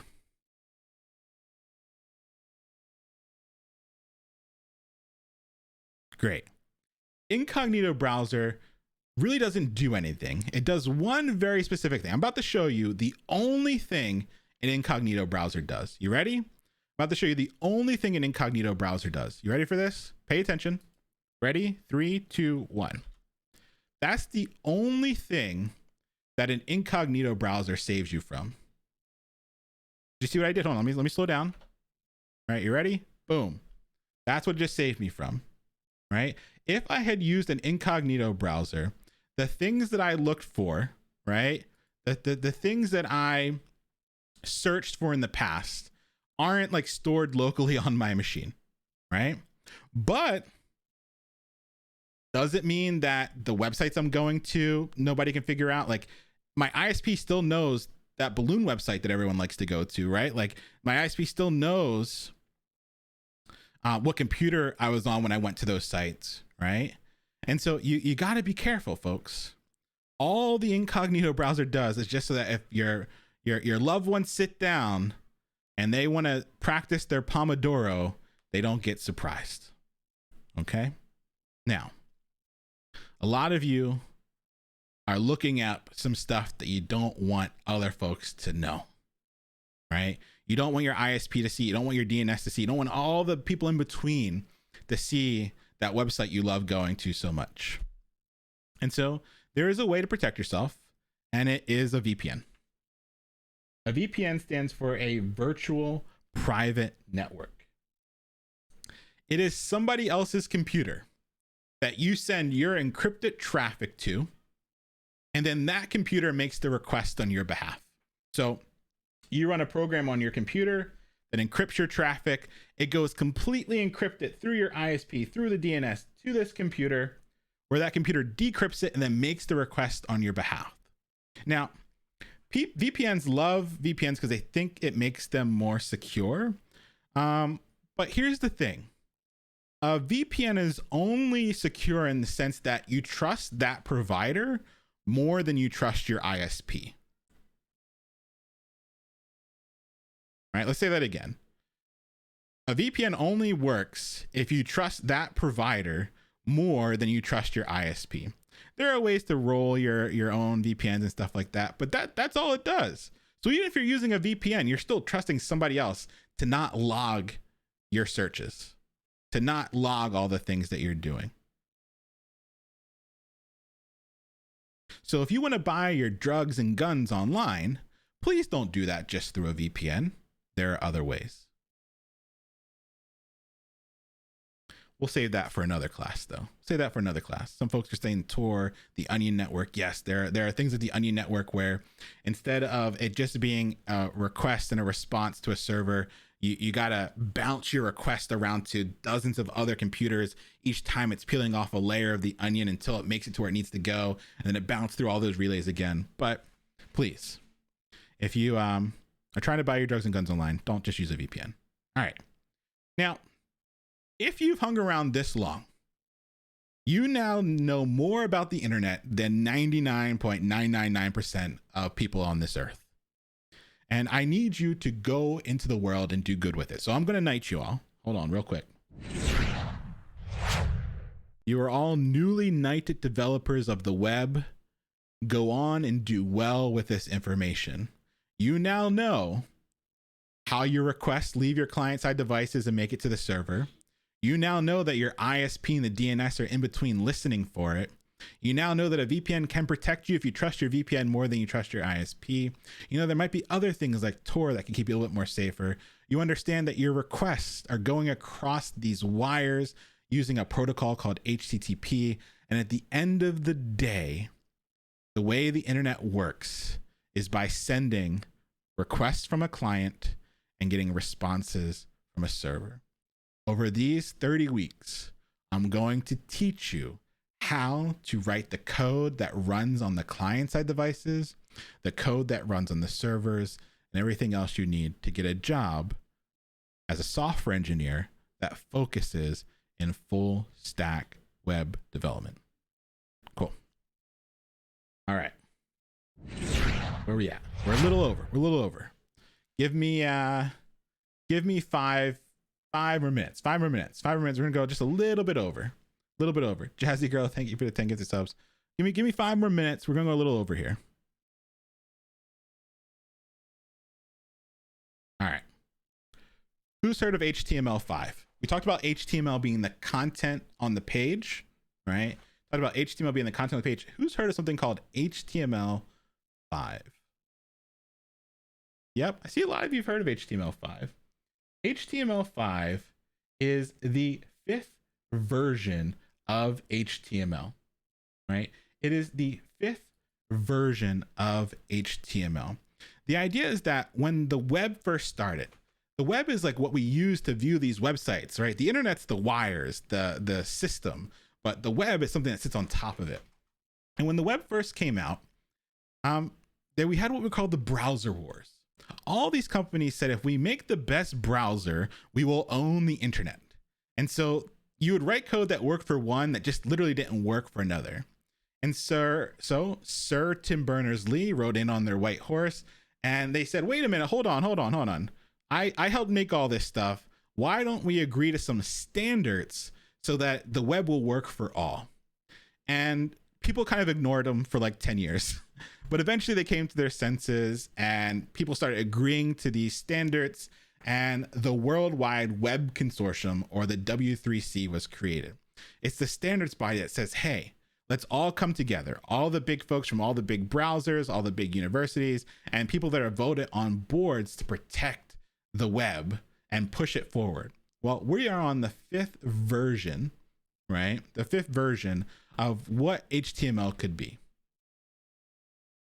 And with this 5th version, we got some new stuff.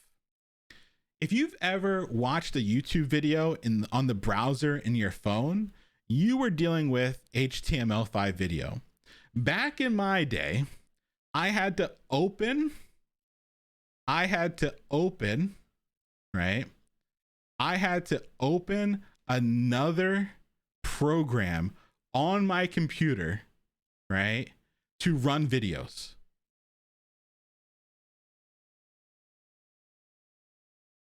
Right? Then we got things like Flash and Silverlight, which made running videos in the browser a little bit easier. But then the web progressed even further, and now we have HTML5 video that enables us to run videos in the browser. If you ever listen to SoundCloud or Spotify in the browser, that's HTML5 audio. If you've ever played those IO games like the Agri.io, Slither.io, like these games that happen in the browser, they're using HTML5 canvas for all the animations and stuff like that. Funny thing is that most of them are not multiplayer. If you turn off your Wi-Fi, you keep playing the game all the same. I didn't know that. That kind of broke my heart a little bit.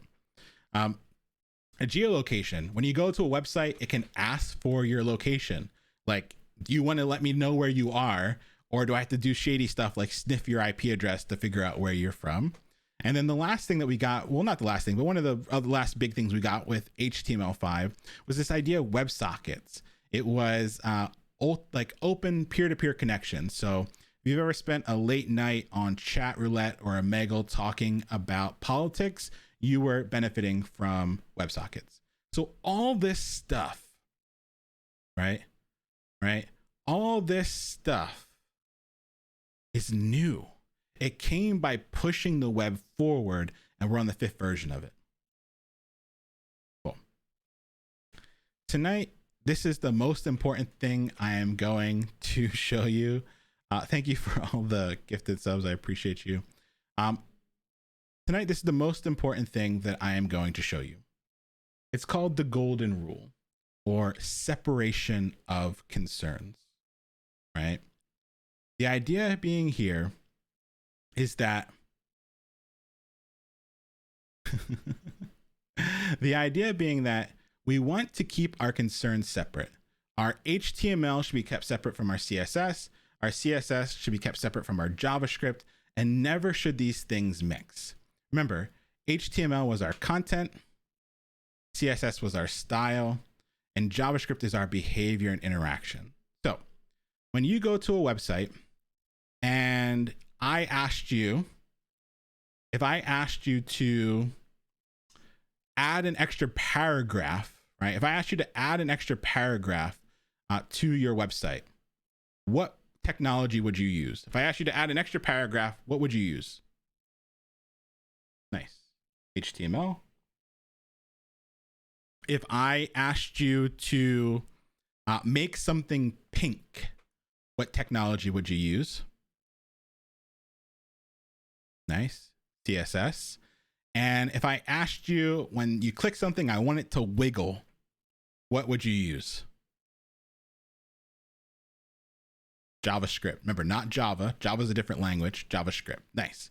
Now, the idea here is that we don't want to put CSS into our HTML or HTML into our JavaScript. We want to keep them separate. Why is this such an important rule, the golden rule? Why is keeping our concerns separate such a big deal? Why do you think?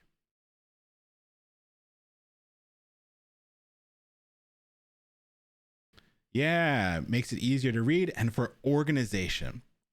It's for organization for yourself, and it's organization for the team that you work on, right?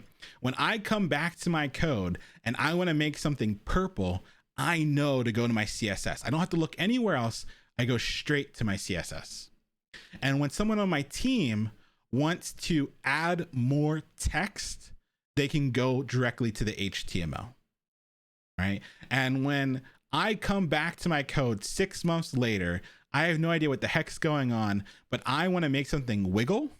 I know I can go straight to my JavaScript, and I don't have to worry about anything ever being mixed. So a lot of tutorials that you will do will sometimes mix all these things together. Don't. You want to keep your concerns separate.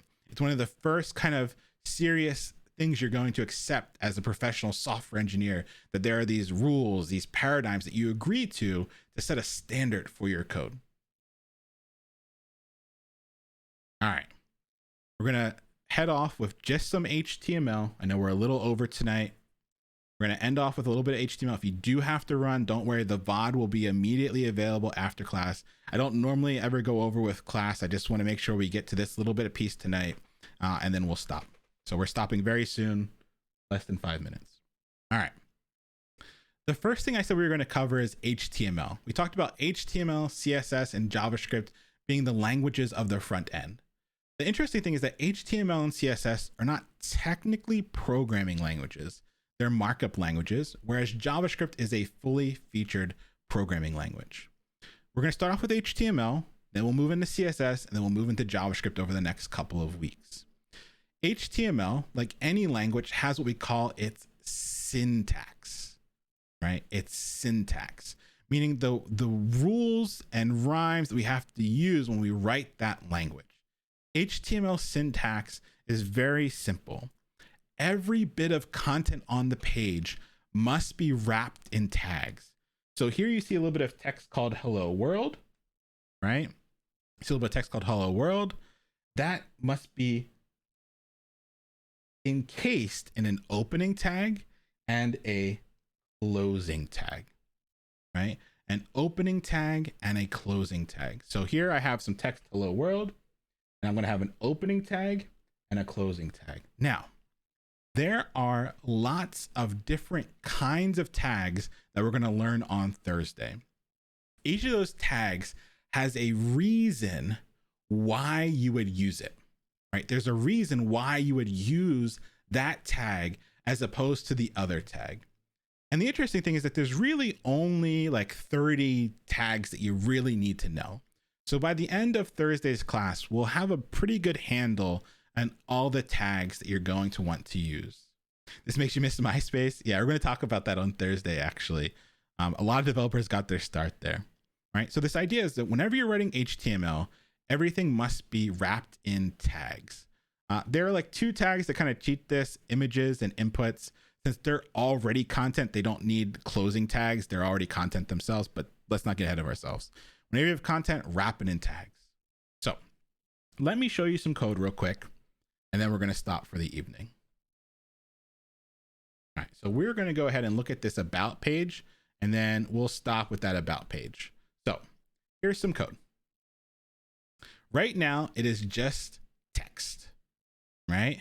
But if I want this to be HTML, if I want a server to be able to respond with this so that this file can run in my browser, I need to wrap every bit of content inside of tags. Please don't code along tonight. We'll start coding together on Thursday. That's why I said after Thursday, you will be true software engineers. You will have written your first line of code. Tonight, just pay attention to what I'm doing so I can explain a concept. For Thursday's class, you're going to need some sort of text editor or something like CodePen or Glitch where you can write code. But don't worry, we'll start off class with those things. You don't have to download anything ahead of time. This text editor is what I use called VS Code, and it's what I use to write pretty much all of my code. Here I have some plain text, and every bit of text must be wrapped in what, chat? All my text must be wrapped in what?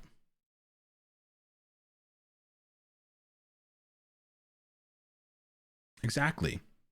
Must be wrapped in tags. And remember I said there are different tags for different reasons or different purposes.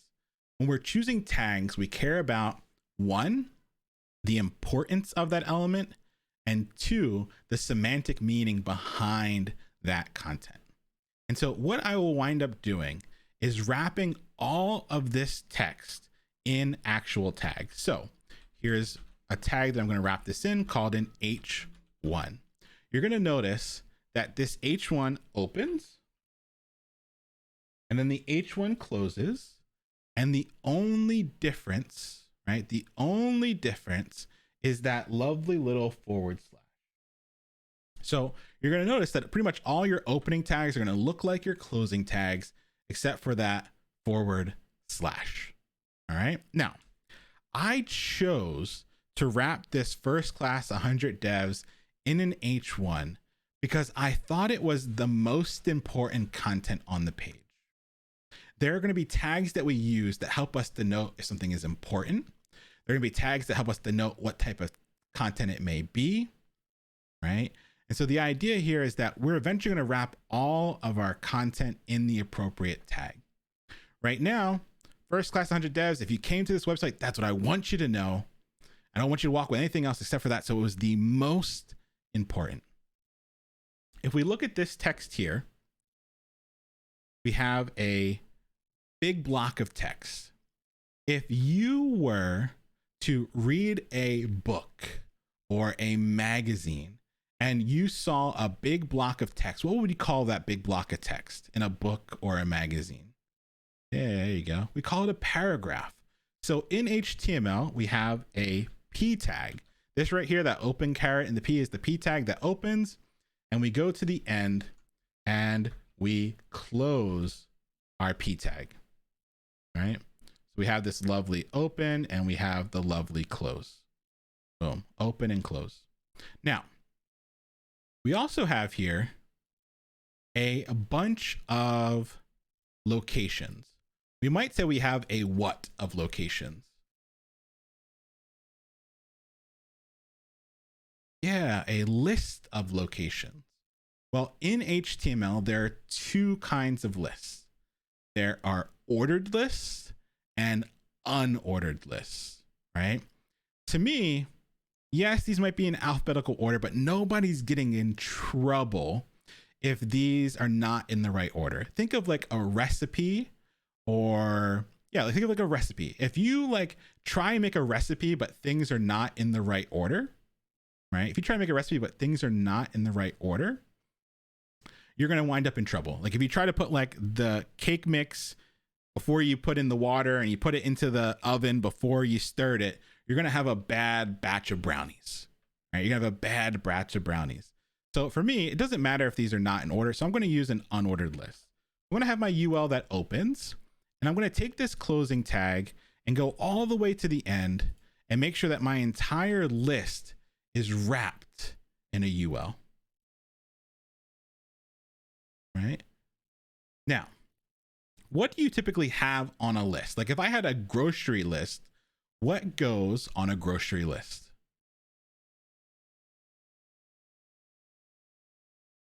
Items, exactly. Items go on our grocery list. And so here I have a bunch of items that go in this UL. We're going to call these list items. And so what I'm going to do is I'm going to go ahead and I am going to wrap each one of these in an LI. And you're like, Leon, what is this developer magic that you are doing? Well, don't worry. You come back Thursday, I will show you how to do cool stuff like this. And this is the reason why we use a text editor. It's the reason why we don't just like open up a Google Doc and start writing code. There are tools and tricks and things that you can learn inside of your text editor, these shortcuts that make writing code way easier, right? Way easier. Now, down here, we have another what? Another block of text. So we probably have another what? Another paragraph, exactly. So we're going to reuse our P tag here. P tag is going to open, and we're going to come over here and our P tag is going to close. Nice. Now the cool thing is we can save all of this, and then what we can actually do is if we want, we can come back to our browser and see it in the browser. Don't worry about how to do this. We're going to go over all this stuff on Thursday. But here is our lovely website that we just built, right? Using some very basic HTML tags. The thing that really catches my eye first is that this first class 100 devs is big, bold, black, and beautiful, much like myself. But what's interesting about that? What should handle something being big and bold, right? What should handle that being big and bold? What should that be? That should be CSS. Did I write any CSS? Did I write any CSS? I don't think so. Let me check. I don't see any. I don't see any CSS. No, I didn't. So this is the browser wars alive and well. Remember how I said the browsers kind of just did their own thing and they applied their own style and they did whatever the heck they wanted? Well, we're still fighting that battle. And so when we come back on Thursday, I'm going to show you how to solve this problem to make sure that when we write HTML, it's just HTML. We'll eventually learn how to write CSS to handle this, right? And we're going to progress into learning the basics of HTML. So I hope you learned some stuff this evening. I hope you had some fun kind of laying the groundwork for the course, laying the groundwork for what's to come, understanding how you really should approach the learning process, active recall, spaced repetition. I hope you had fun learning how the internet works at a very basic level. And I hope this little sniff of HTML gets you excited for Thursday because we're going deep on it. And if tonight the HTML didn't make any sense, don't worry. We're going to spend all Thursday just on HTML, making sure it makes sense and make sure it clicks. Now, you don't want to run. You want to hang around for a second because we are going to do a raid. And when you raid, you get more channel points. So we're going to raid one of our best mentors in the community, someone that always shows up time and time again for our community. And so we're going to raid them. And whenever we do a raid, the whole point is just to share some love and positivity, to give them a follow and to see what they're up to in building. We only ever really raid folks that are developers as well. And so this developer is someone that really knows their stuff and turns up to help you all the time. So give them some love, give them a follow, and I will see you all hanging out over there. When you're done with the raid and you're done hanging out, make sure you do your active recall, start your spaced repetition, and I will see you all on Thursday. Thank you for a wonderful first class, everyone. I'm starting the raid and we're going to go over there in 10 seconds. So don't forget, Thursday, 6:30 p.m. Eastern time, we go live. We're diving into HTML. I'll see you all over there with the raid. Peace.